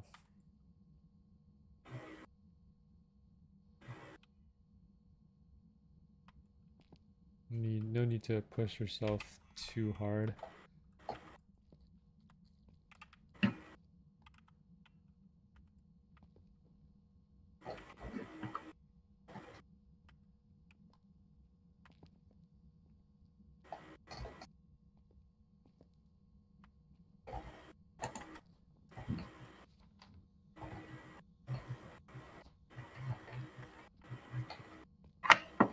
What the hell? It's upstairs, one. Show time.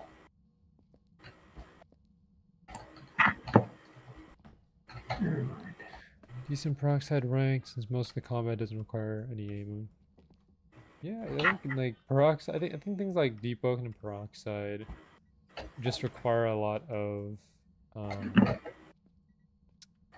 guess, timing when it comes to the moves, because you know parrying is a thing, and also just like game knowledge of how abilities work. So the more knowledge you have about how abilities work, and the better you are at like utilizing timing, the more skilled you can become at the game.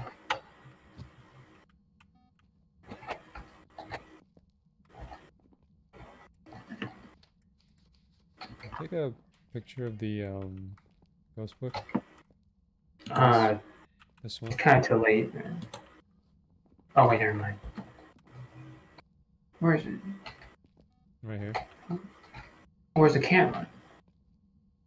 Let me just wait.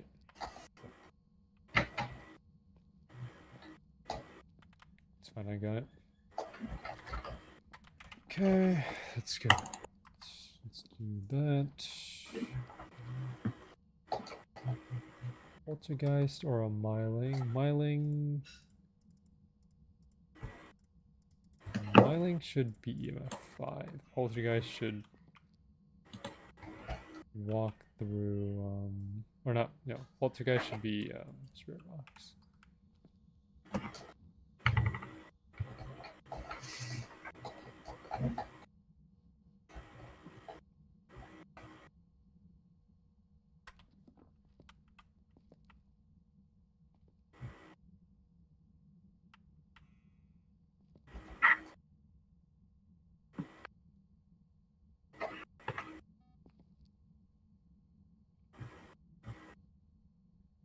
Let me know if you see a ghost room. Okay. Sandy's at 56.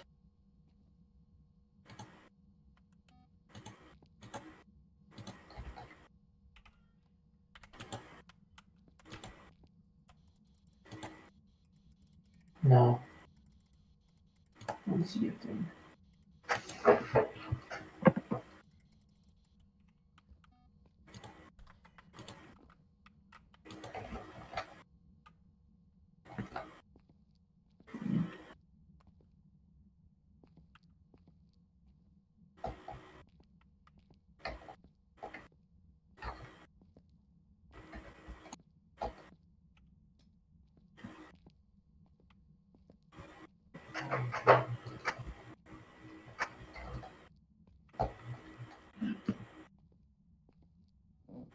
Need more firelights. Okay. At this point, since it's not responding to my spirit box, it might be a Myling, and Mylings have EMF 5, so I need to create more interactions.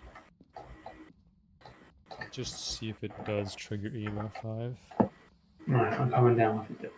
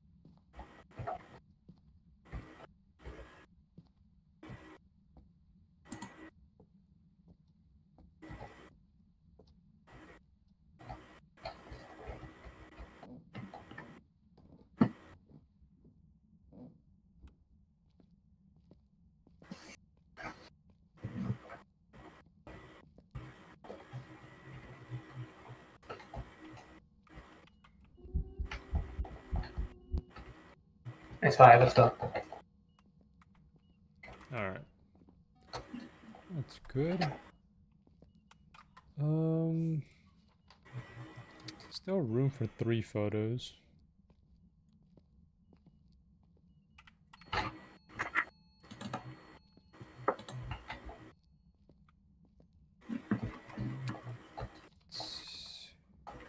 Okay. These objectives are doable. We can perfect investigations.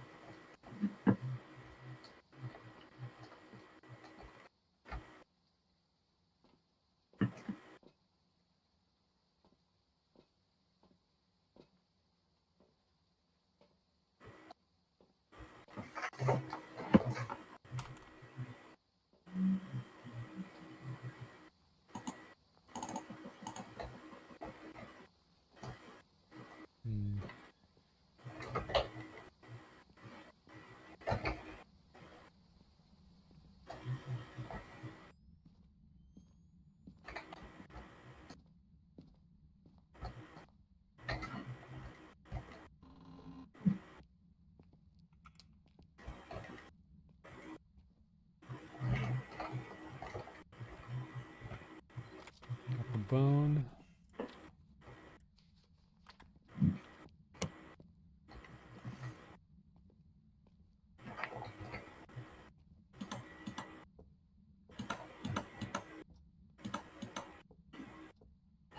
Two more. Want me to bring salt?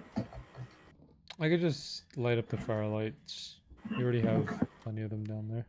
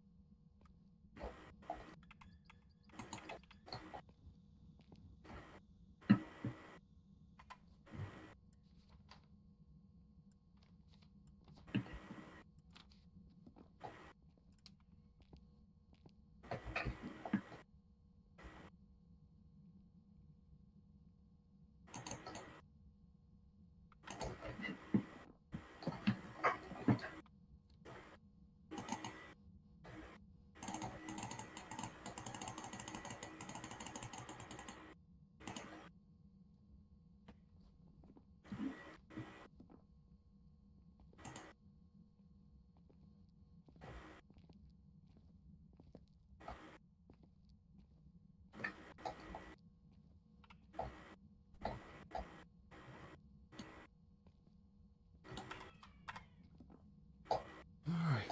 Well, now we wait.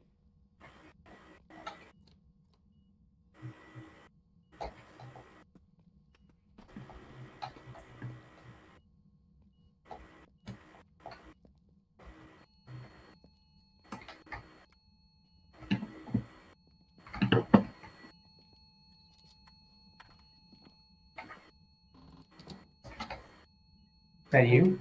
Hold this UV. Okay. Actually, hold on. There we go. You got it? Okay, now let's just do the other objectives. Okay.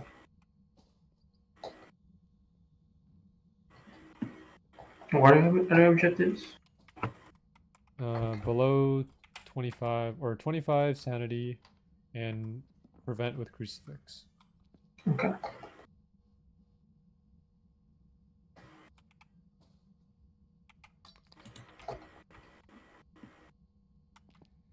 Getting characters in Apex is a pain. How do you unlock them, Josh? What's the process?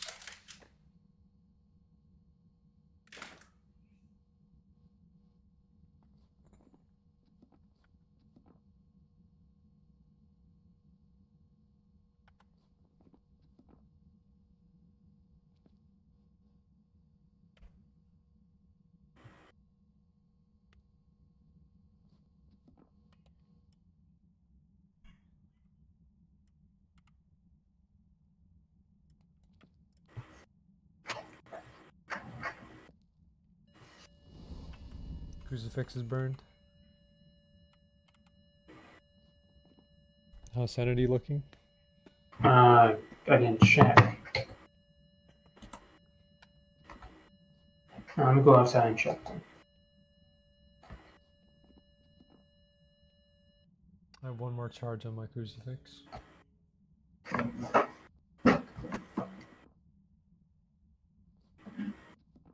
You were pretty low, but I'm really... So I would just come back to the truck and I'll just stay in the room. Alright, you say So you're two, so it doesn't really matter what you're setting. Alright.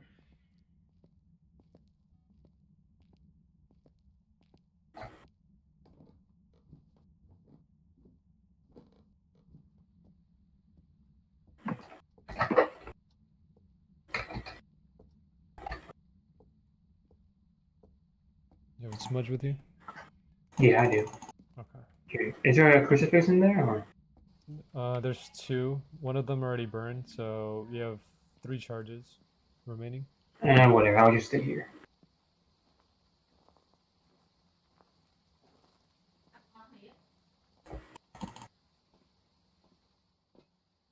Ooh, I'm at 0 sanity.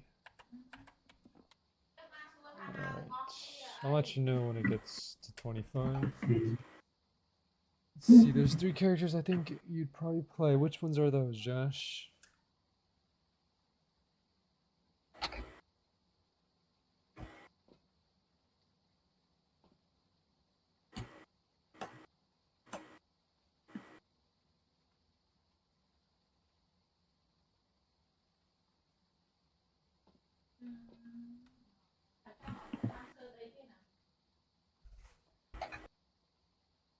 Well, at least we got some nice pictures.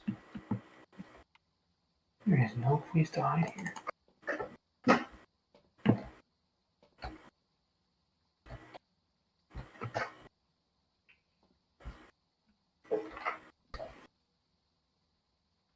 It's a little bit more. Okay, you can leave now. What? We got it. You can leave.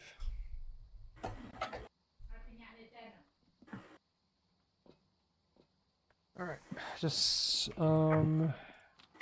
yeah, just press the button when you get back. I'll be right back in a second.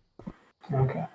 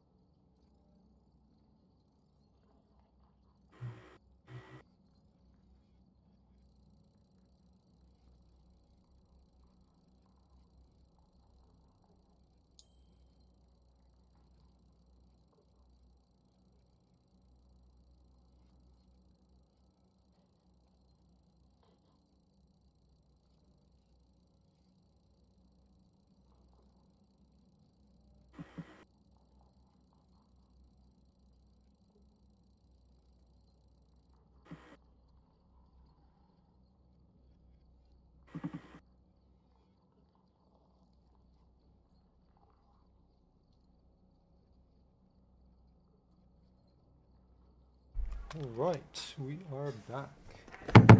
And there we go, perfect investigation. It was a miling.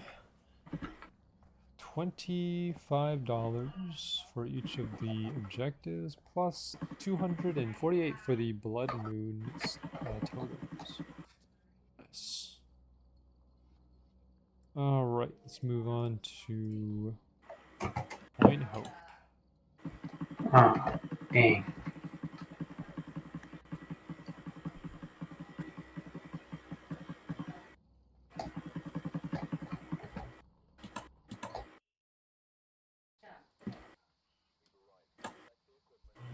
Looks like pool table room.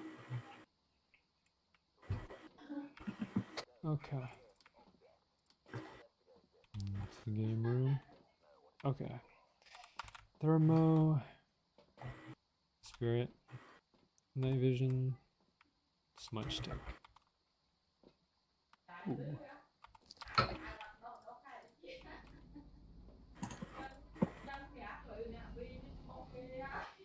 Nice weather.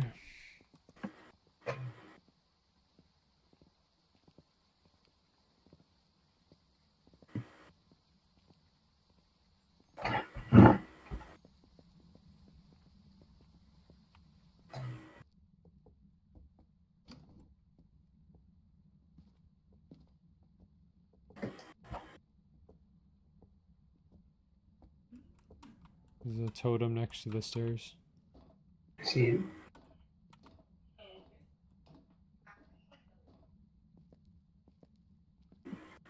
Right, going up. Nothing to fear. At least not yet. Here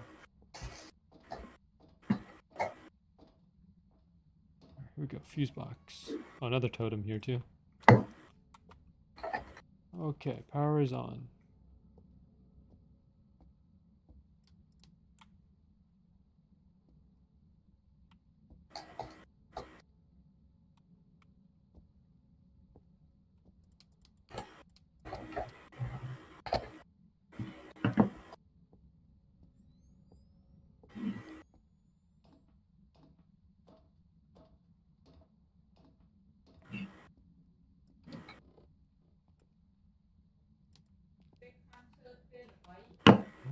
Okay, not there.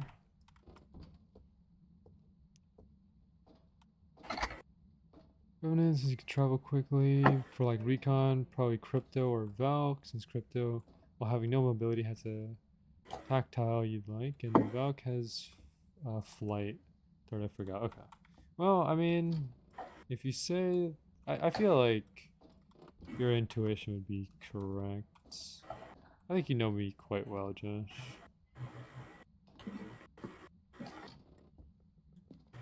Another totem. There's 3 so far.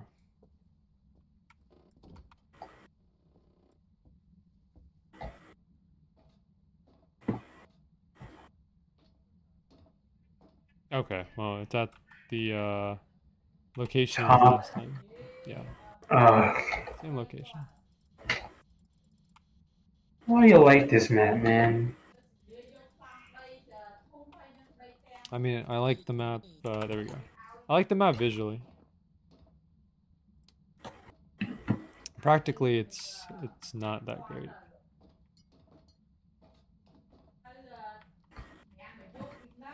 Okay, so we got the spirit box so far. Temperature is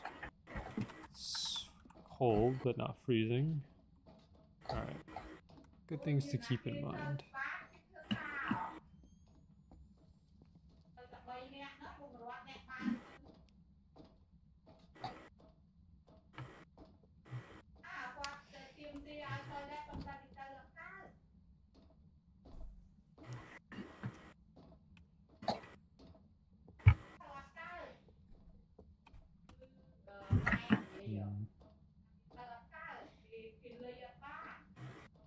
I'm bringing a camera so I can take a picture of some of these totems.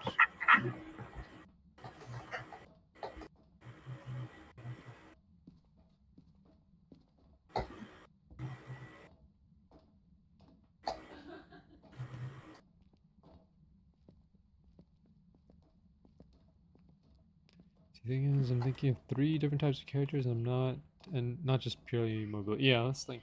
I think I like having different types of characters because like just relying solely on mobility is not the best move, probably. So, How are you so fast? I don't know. It's a good question.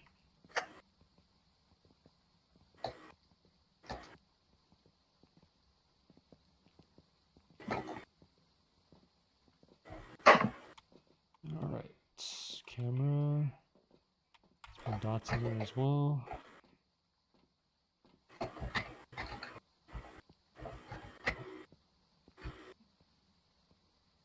Standings are low. Get back here, you're 40.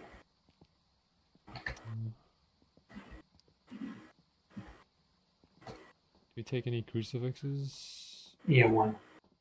Okay.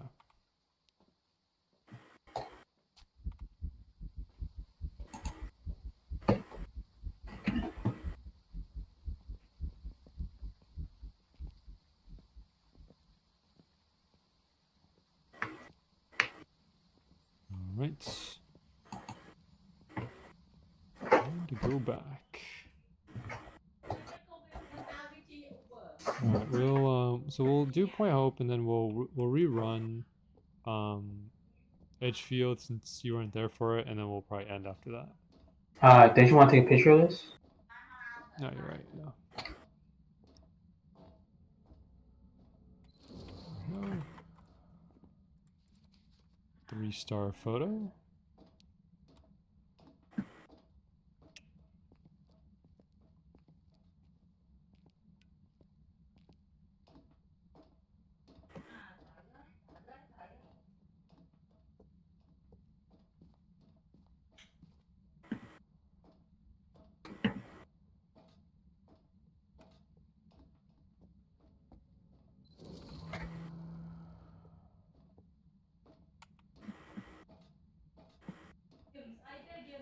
There's one more.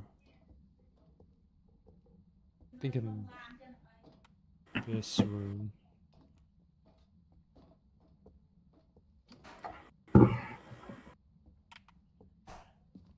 Yeah. Oh, one here too. Yeah, there's 4 of them. Nice. More moon totems means more pictures.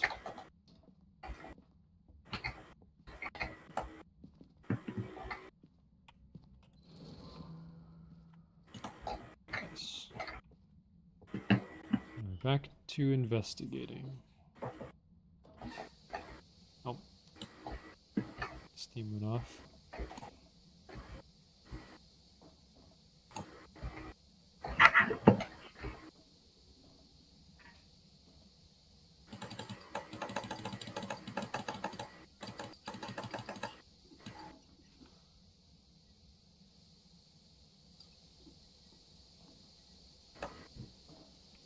How do you turn this thing on?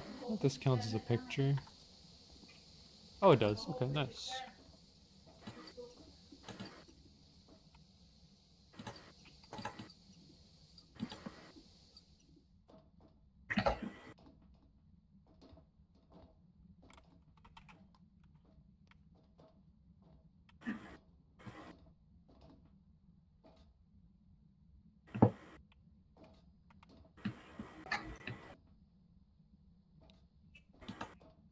Temperature is at 2.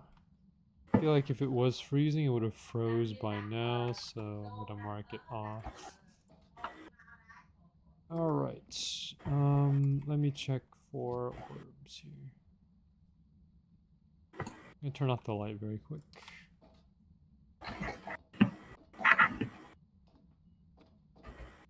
Five. Okay, that's good. Not seeing any orbs on my end. Spirit or Wraith? Well, depends on if it decides to write in the book. Otherwise, we'll have to bring some salt.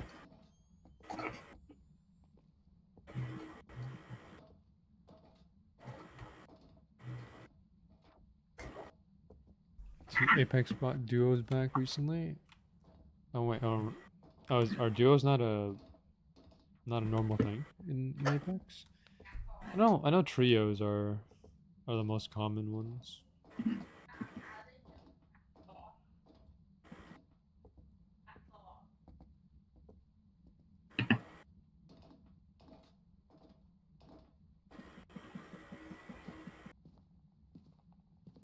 So just between solo, duo, or quads, while trio is always there. Okay. Well, that's good, I guess.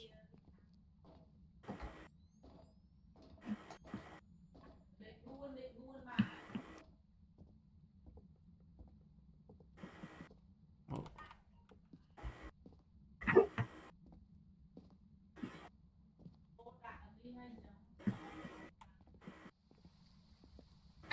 Nice sword. Thanks. This is my self-defense weapon. This will surely stop the ghost from hunting. All right.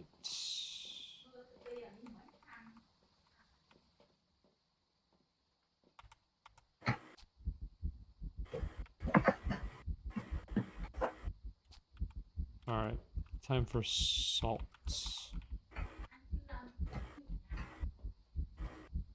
All right. You mind taking one, or taking two? You have enough room for it?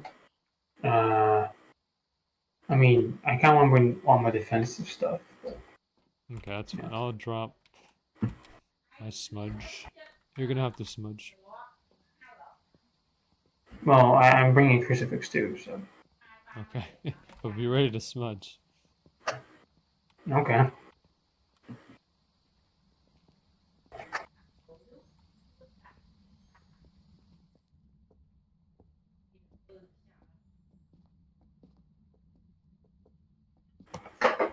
Do you take your sanity, by the way? I took the last two. Okay. I was at 20, so it'll bring me up to about 60.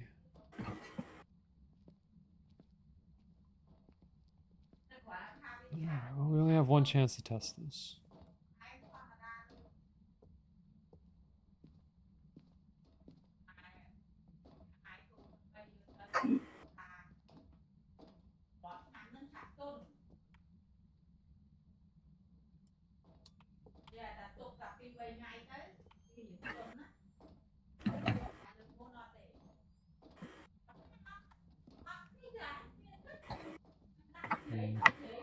Should probably hold on to EMF. If it is indeed a wraith, then it should TP to us, and then that should trigger EMF 2, even if we're not in the ghost room. It doesn't trigger anything, then more than likely it's a spirit. Did not write in the book. Before I put salt down, I want to test if it's still here. 1.5, yeah, it's still here. Okay, let's test with some salt. Just gonna lay this around the premises.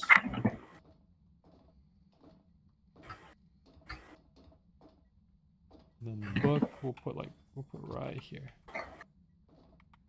Change dot's location. Let's have dots go here. Yo, BGM, open the stream. Oh, that's dots. Okay. Alright. There you go. I walked right behind you. Oh. Oh! I might actually snap a picture. Hold on.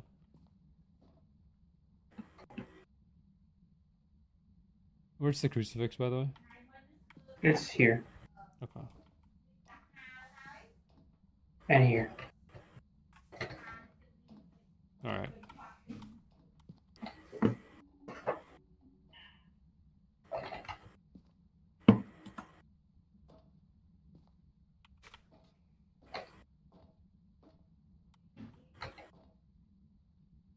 Well, I might not decide to walk anymore. Not after that. The moment I pull out my camera, it decides to become a little shy. Not a problem. Alright, well, in terms of pictures, we have a lot of 3-star photos. What are our objectives? Firelight, sanity, and then incense while it's chasing someone. Alright.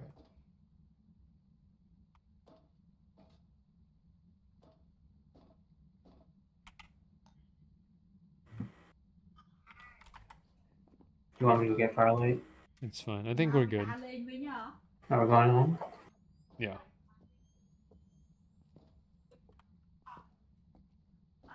I just don't want to go through the experience of having to walk back up here again. Fair enough.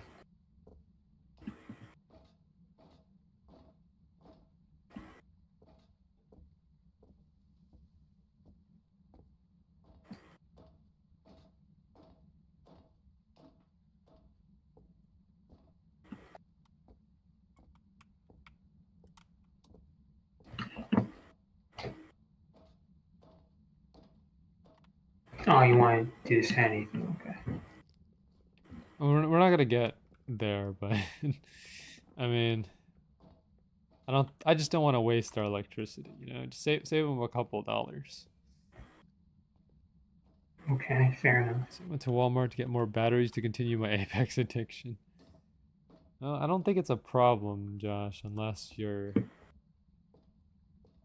constantly playing it.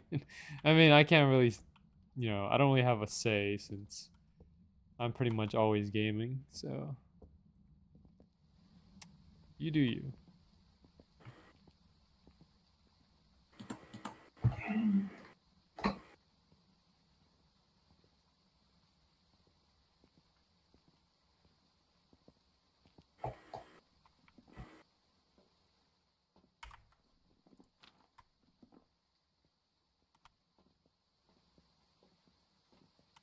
Where are you going?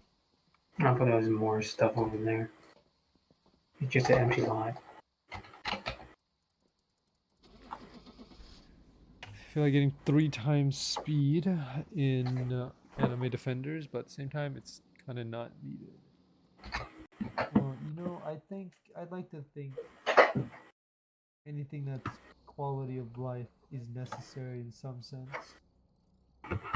Especially, you know, if you're playing it for a long period of time. And, you know, you don't want to have to sit there like longer than you need to, so maybe it's necessary. Just maybe. Alright, I unlocked tier 3 EMF. Nice. Alright, so yeah, we have tier 3 flashlight, we have tier 3 EMF. The next tier 3 unlock is maybe the igniter. Maybe the lighter. 57. I'm at 52. Okay, yeah, it's gonna take a bit. Alright, let's rerun Edge Field. And then that might be it. Thing is, 2 times speed saves me an hour, while 3 times will save me an hour and 20 minutes. So 2 times is just better.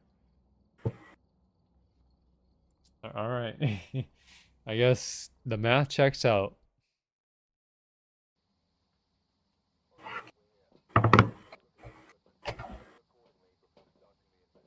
This, that, this, and these. Basement. Is 800 Robux worth 20 minutes? Probably not.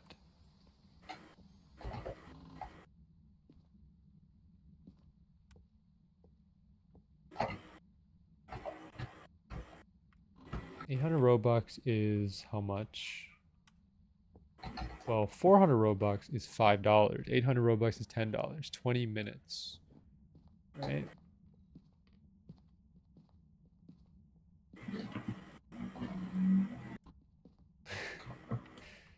Well, I mean, You know, is 800 Robux worth 20 minutes? I mean, I can make 800 Robux in 20 minutes. If like, well, this is like if you, it's a joke off of my salary, like because you know, Found it. Left room. all right. If it saved me an hour, I'd buy it. Okay. Turn this on. I actually turned it off for Spirit Box. I am speaking.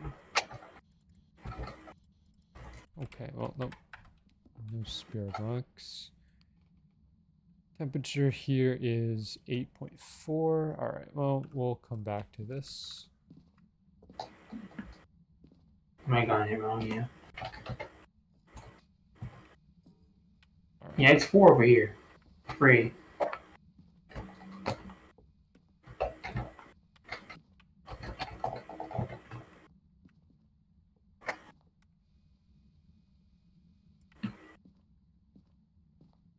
That's dots for sure.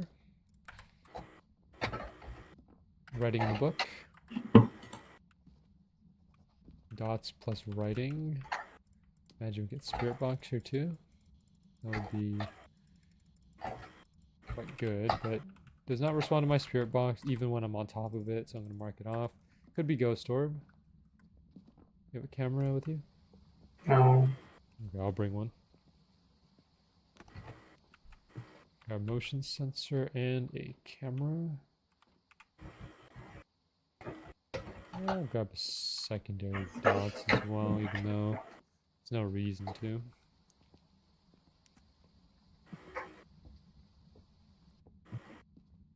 Alright, checking out the room here. Does not seem like there's any ghost orbs, not from what I can see. I'll mark that off for now.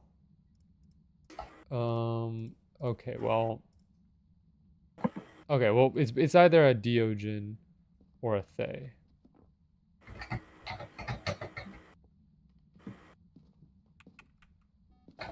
Oh, wow.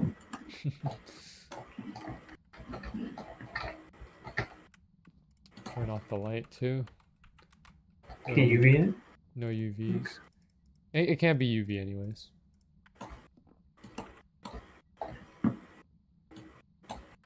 So no ghost orbs, right?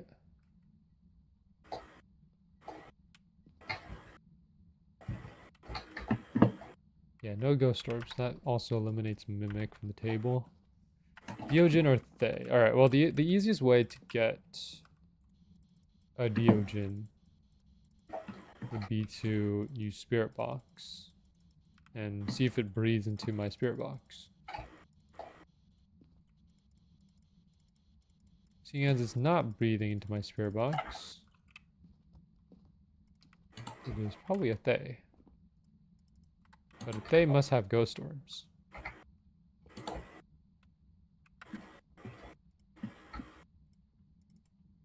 Interesting. Dots and ghost writing, but okay.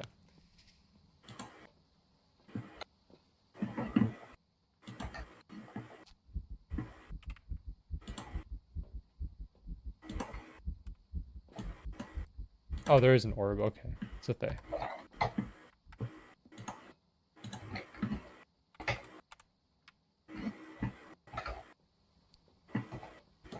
Alright, well, I'll keep an eye on it.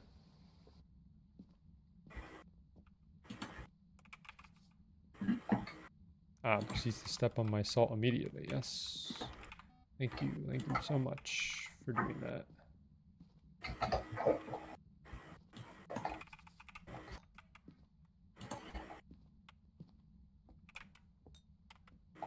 I need the camera to take some pictures.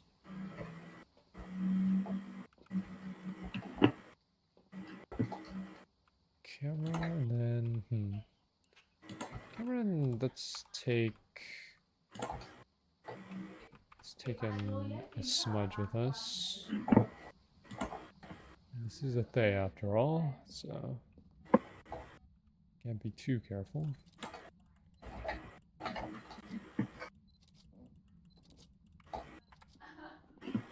Okay, that and ghost writing. Let's see if I can grab a dots picture.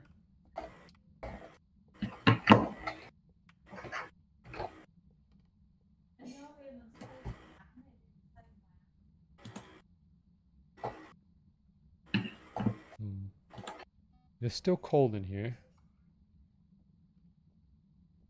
I'm gonna move one of the crucifixes to the hallway.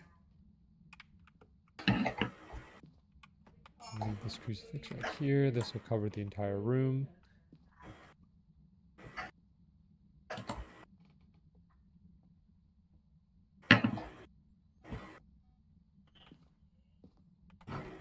Checking temperature, 2.1.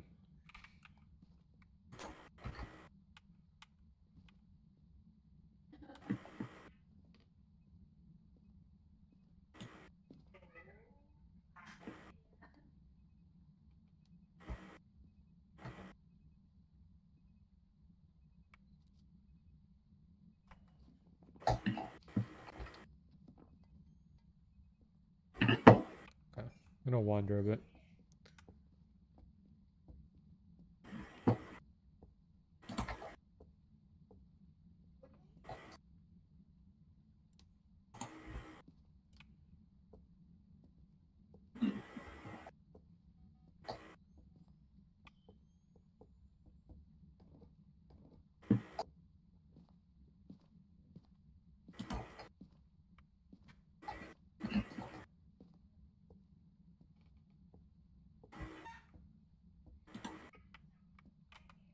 Head upstairs. I head upstairs to find the bone if I can.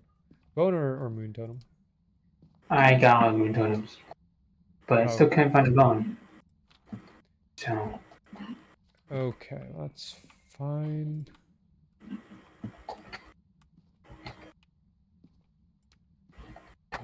Also, I realized we could have gotten a perfect game on Gafton Farmhouse because like you don't need to take a picture of the bone. You just need to pick it up.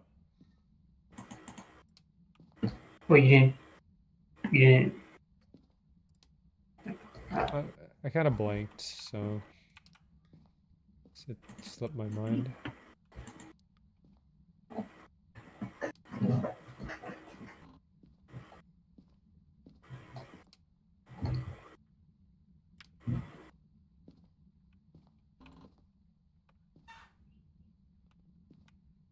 Sandy's at 40. It's fine. It's later into the game. Oh, there's bone. All right, so we got bone. 3-star photos across the board. Overview, have a member of your team witness ghost event, parabolic, firelight. These are all doable.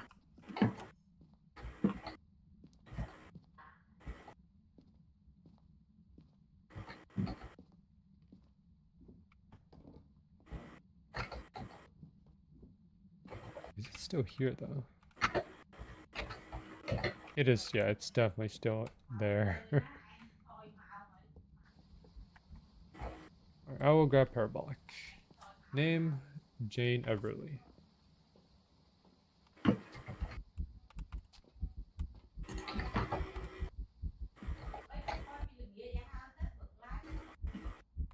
Okay.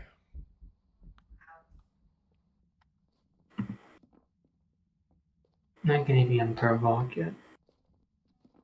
Oh. Jane Everly. Please respond.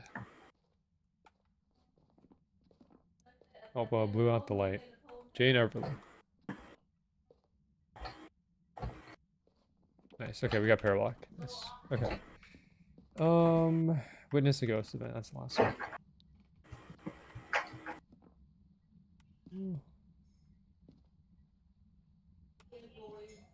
Ghost event's gonna take a bit.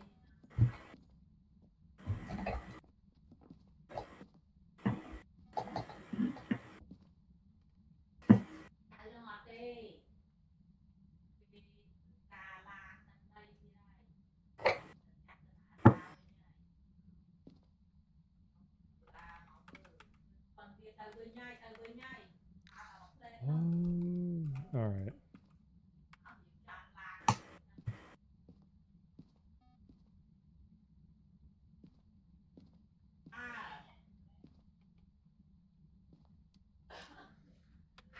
No one even knows we're here.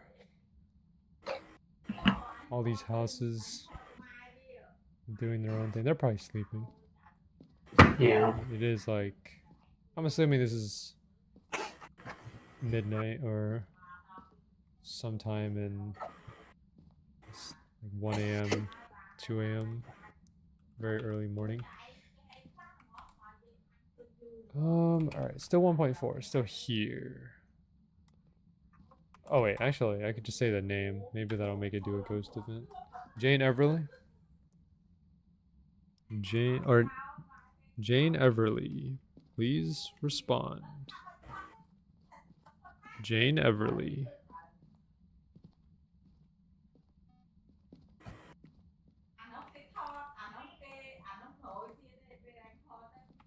Jane Everly.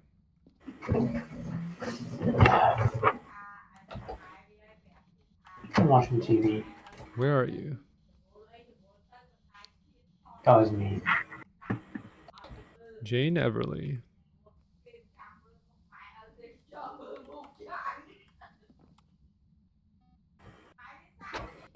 Alright. Right here. Jane Everly.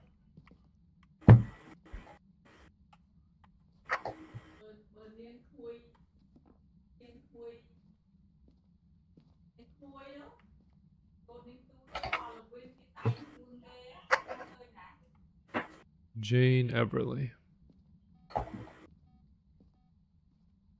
It's over there. Okay. Jane Everly.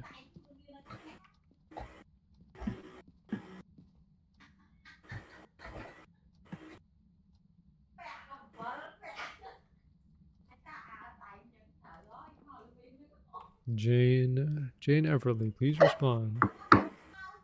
Let us know you're here.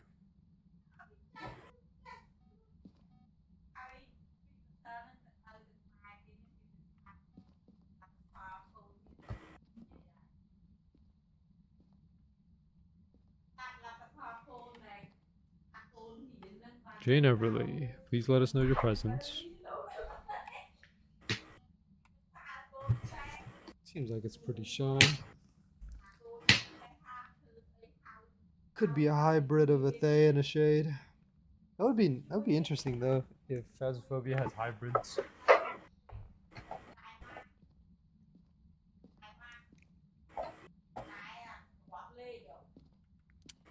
Jane Everly.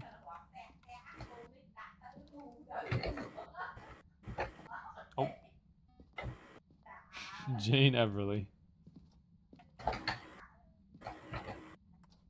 It's nice to walk through the dots. Did even say hello.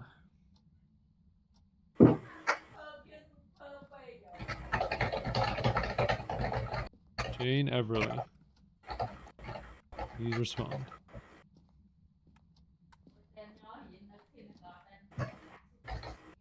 Curious on how the game knows that I'm saying the name. Maybe some kind of voice recognition. It can, I mean, the spirit box can pick up on questions, so I don't see why the game can't pick up on names. What's going on? Right now we're waiting for this objective here. We're trying to trigger a ghost event. So one of the ways that you can try to trigger ghost events in this game is by saying the name of the ghost. Name is up here on the top left, Jane Everly. So if I say Jane Everly, please respond, show your presence. There's a chance that it might do something, but most of the time it really doesn't.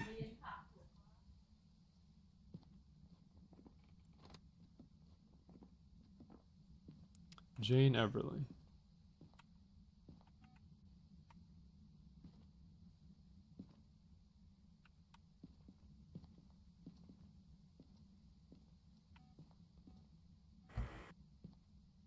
Jane Everly.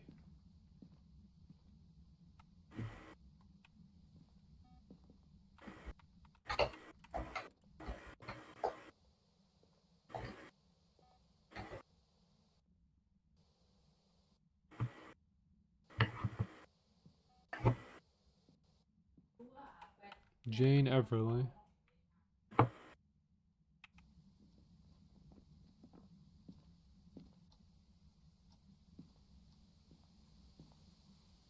Having a good time? Yeah, pretty good show. That's good. Here. Have a cup. Put on the coffee, man. On the coffee. Jane Everly.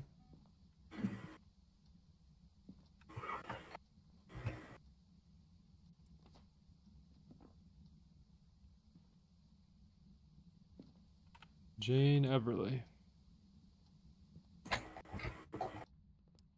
Who'd win? Sniper only or pistol only? I think it depends. If it's like close combat, then probably the pistol. If it's like long range sniper, if it's about mid range, then it depends on who has better aim.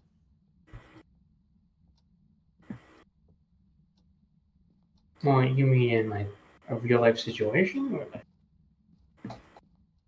I don't know. Just Josh is just asking who'd win between a sniper or a pistol. Didn't really provide too much detail other than mid range.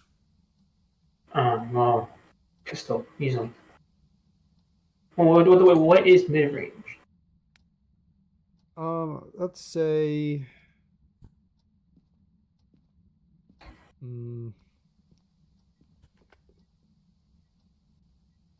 in a game, let me see. What is considered mid range? Okay, I think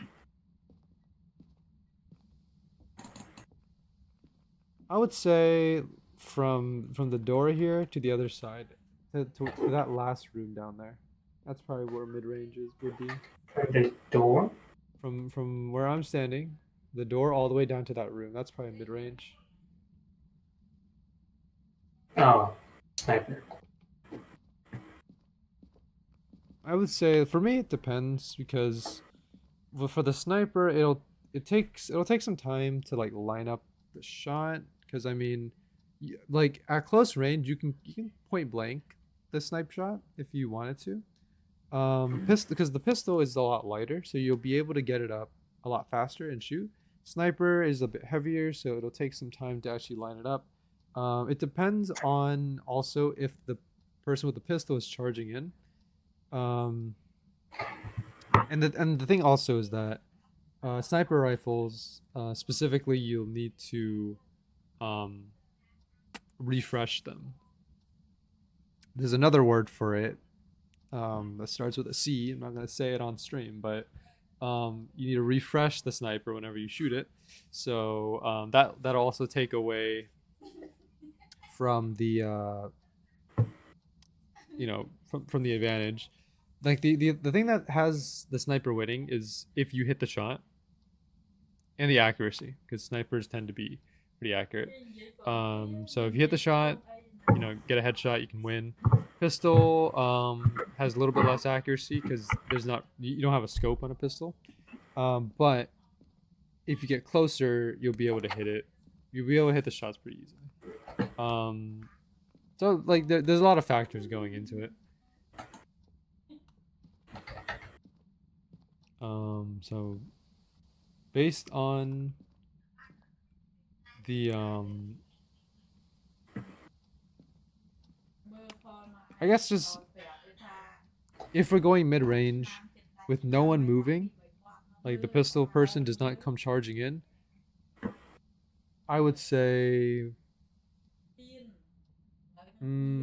I would give it to the sniper if they're fast enough. Shotgun versus sniper mid range. Ooh, okay. Well, shotgun is good for close range. Uh, like the thing that kind of I would still say sniper to some degree. The thing that's kind of getting me to not vote for the shotgun is because of the spread. Because shotgun has a big spread when you do long range, so it might not even hit anything.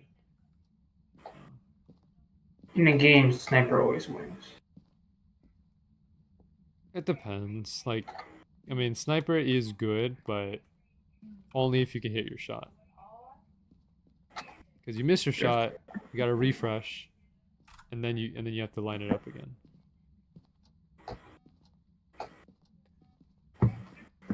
All right. Jane Everly. Jane Everly.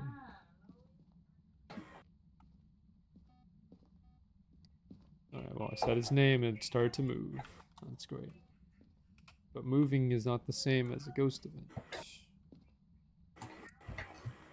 Oh, Jane, do you mind giving us a ghost event? We really need one.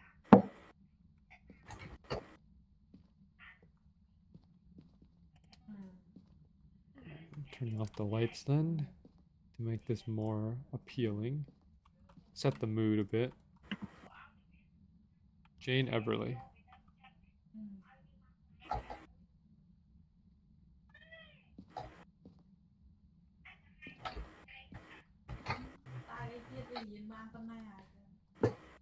Jane Everly.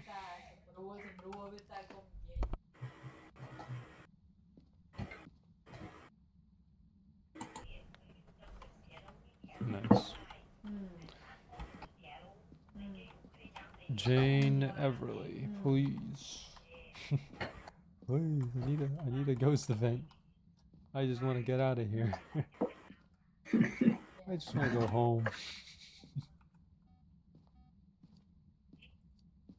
Like, you know, you know, the newspaper company I'm working for is about a like we're not getting enough pictures of these ghosts, so if you could, you know, if you could give us a ghost event so I can take a picture.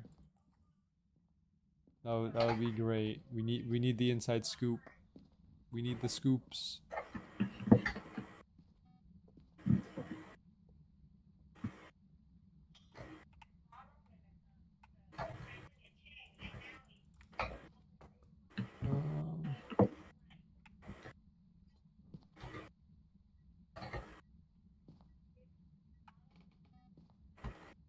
Jane Everly.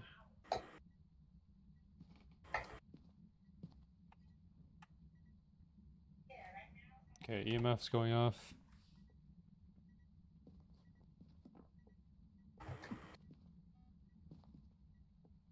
Jane Everly, please, please, yo, please.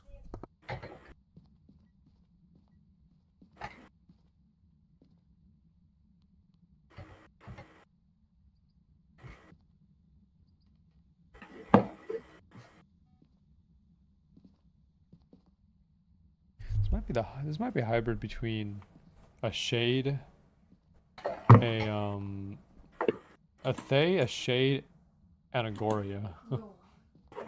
Because it has not left this room since we've started. It's also not doing any ghost events, but it has all the evidence of a Thay. So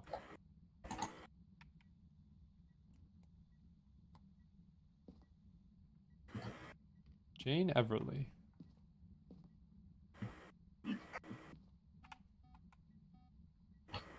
Whoa, all the motion sensors be going off. Jane Everly. Is it a Thay? Yeah, it's a Thay. It's like, cause we have ghost writing right here. We have ghost orb.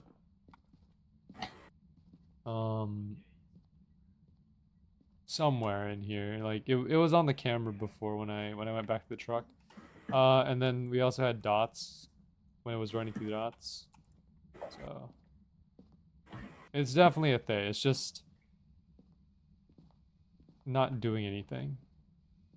Probably because it's old now. So the way that the Thay works mechanically is it ages as you progress through the map. So yeah. Yeah, Mimic can also do ghost orbs. That's true, yeah. It could. Well, I mean, it can't be a mimic because it did dots. Mimics cannot do dots. So. Mimics can like do ghost behaviors from other ghosts, but they cannot mimic evidence from other ghosts. They can only stick to like the evidence that they have. So, if anything, this is not a mimic, based like alone based on dots.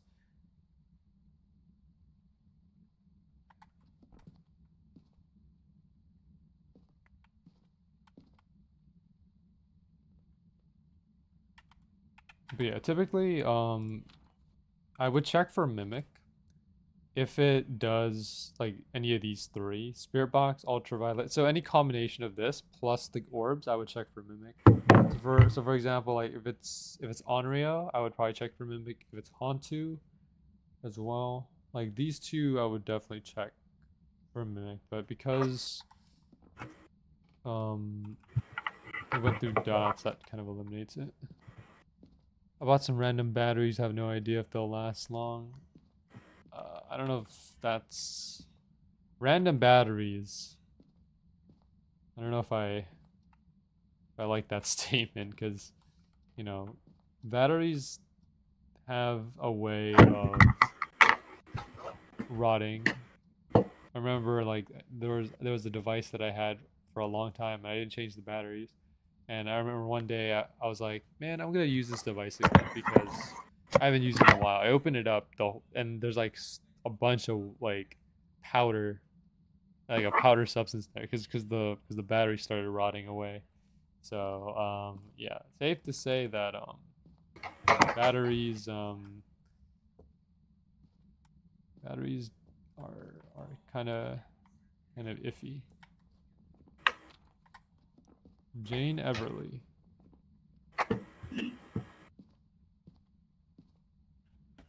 Okay, this day is not doing any ghost events whatsoever. I've been trying to do it, or I've been trying to make it do a ghost event, but it hasn't done anything.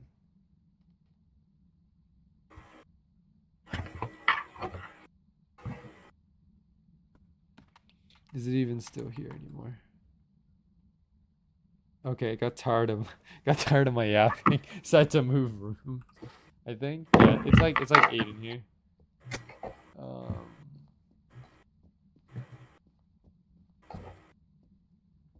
Let's see. Let's see where it is now. Should be pretty close by.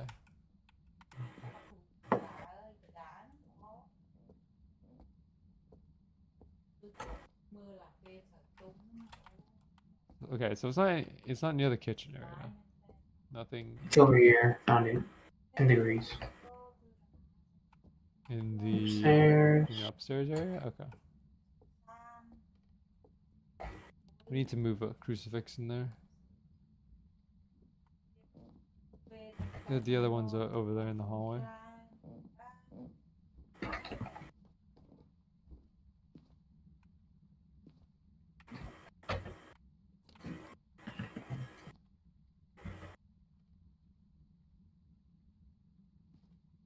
That's a bit high, actually.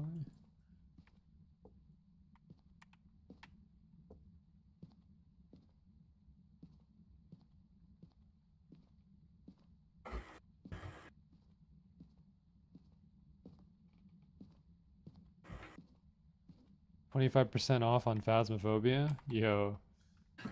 I mean, yeah, like it was Halloween not too long ago, so that makes a lot of sense.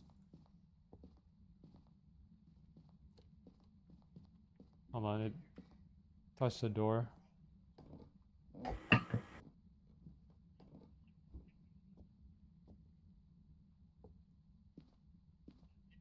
It's still 10 down here. It's like 9, 10.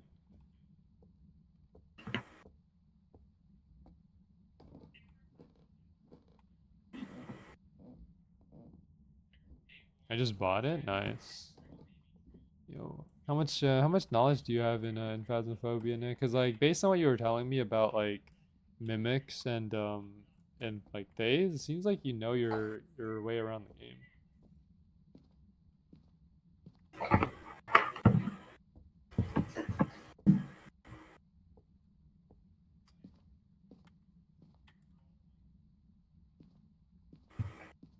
I need a smudge.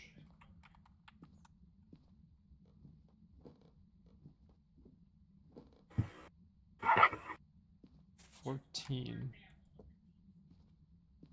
$13. Where did it go?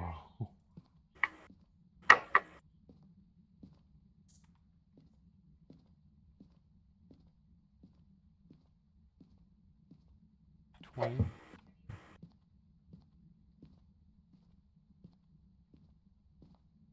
Well, this is not good. Touch the door again.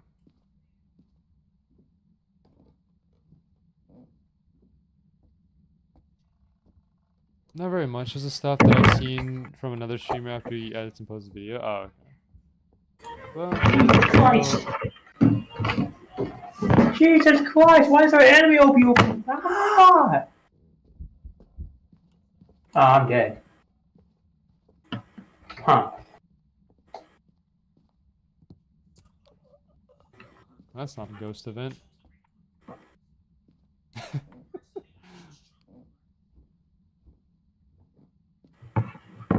Does that not count as a ghost event? No, hunts are not ghost events. Oh, your sanity's at 1. I think it's time to go, bro. I'm just sitting there. Oh, you think so? Wait, did it hunt you in this room? I'm dead. I know, but like, where did it hunt you? In this room? I have no clue. I was just standing at the front door and then.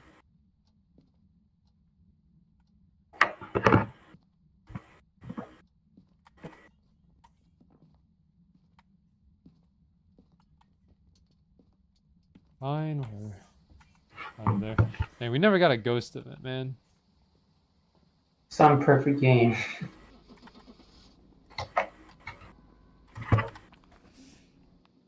Well, we got everything that we could get, so it works.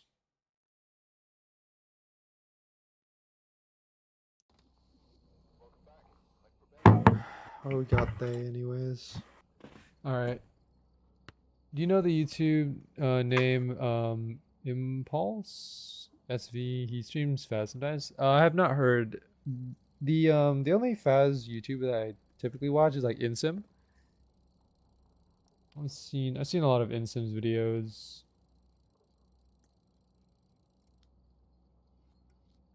All right. Well, I think we're gonna call it there. We played like 2 hours worth of Phaz and also did like Swordburst 2 daily, so might call it there. Nick, if you ever want to play Phaz off stream, let us know. We can play with you if you want. Cause like we're always looking for people to join us in Phaz. It's mostly me and Smashwick duoing, so it's always nice to have like a third or a fourth with us. So, yeah. Anyways, if you guys enjoyed the stream, make sure to like, comment, subscribe. If you want to see some more Phasmaphobia or Swordburst 2 or any other games, make sure to let me know in the comment section, live chat, the Discord server. We'll be back tomorrow with another stream. So I think tomorrow, if the Swordburst 2 update does not come out, then we'll be doing Swordburst 3. Because Swordburst 3 has the new Nightmare mode on like the Halloween boss. So I might as well cover that one last time, because like I don't know when the Swordburst 3 event ends. Let me check the announcements here. Yeah, so Nightmare Pumpkin King level 300 ends November 8th, so we have time. Yeah, so we'll cover the Nightmare boss fight tomorrow, and then yeah, we'll go from there. So anyways, thank you guys again for tuning in. Of course, you know, I appreciate everyone who come to the stream, joins the game, and also you know, post in the chat, because it's always nice interacting with people. So appreciate it. All right, well, I'll see you guys later. Have a good one. Thank you.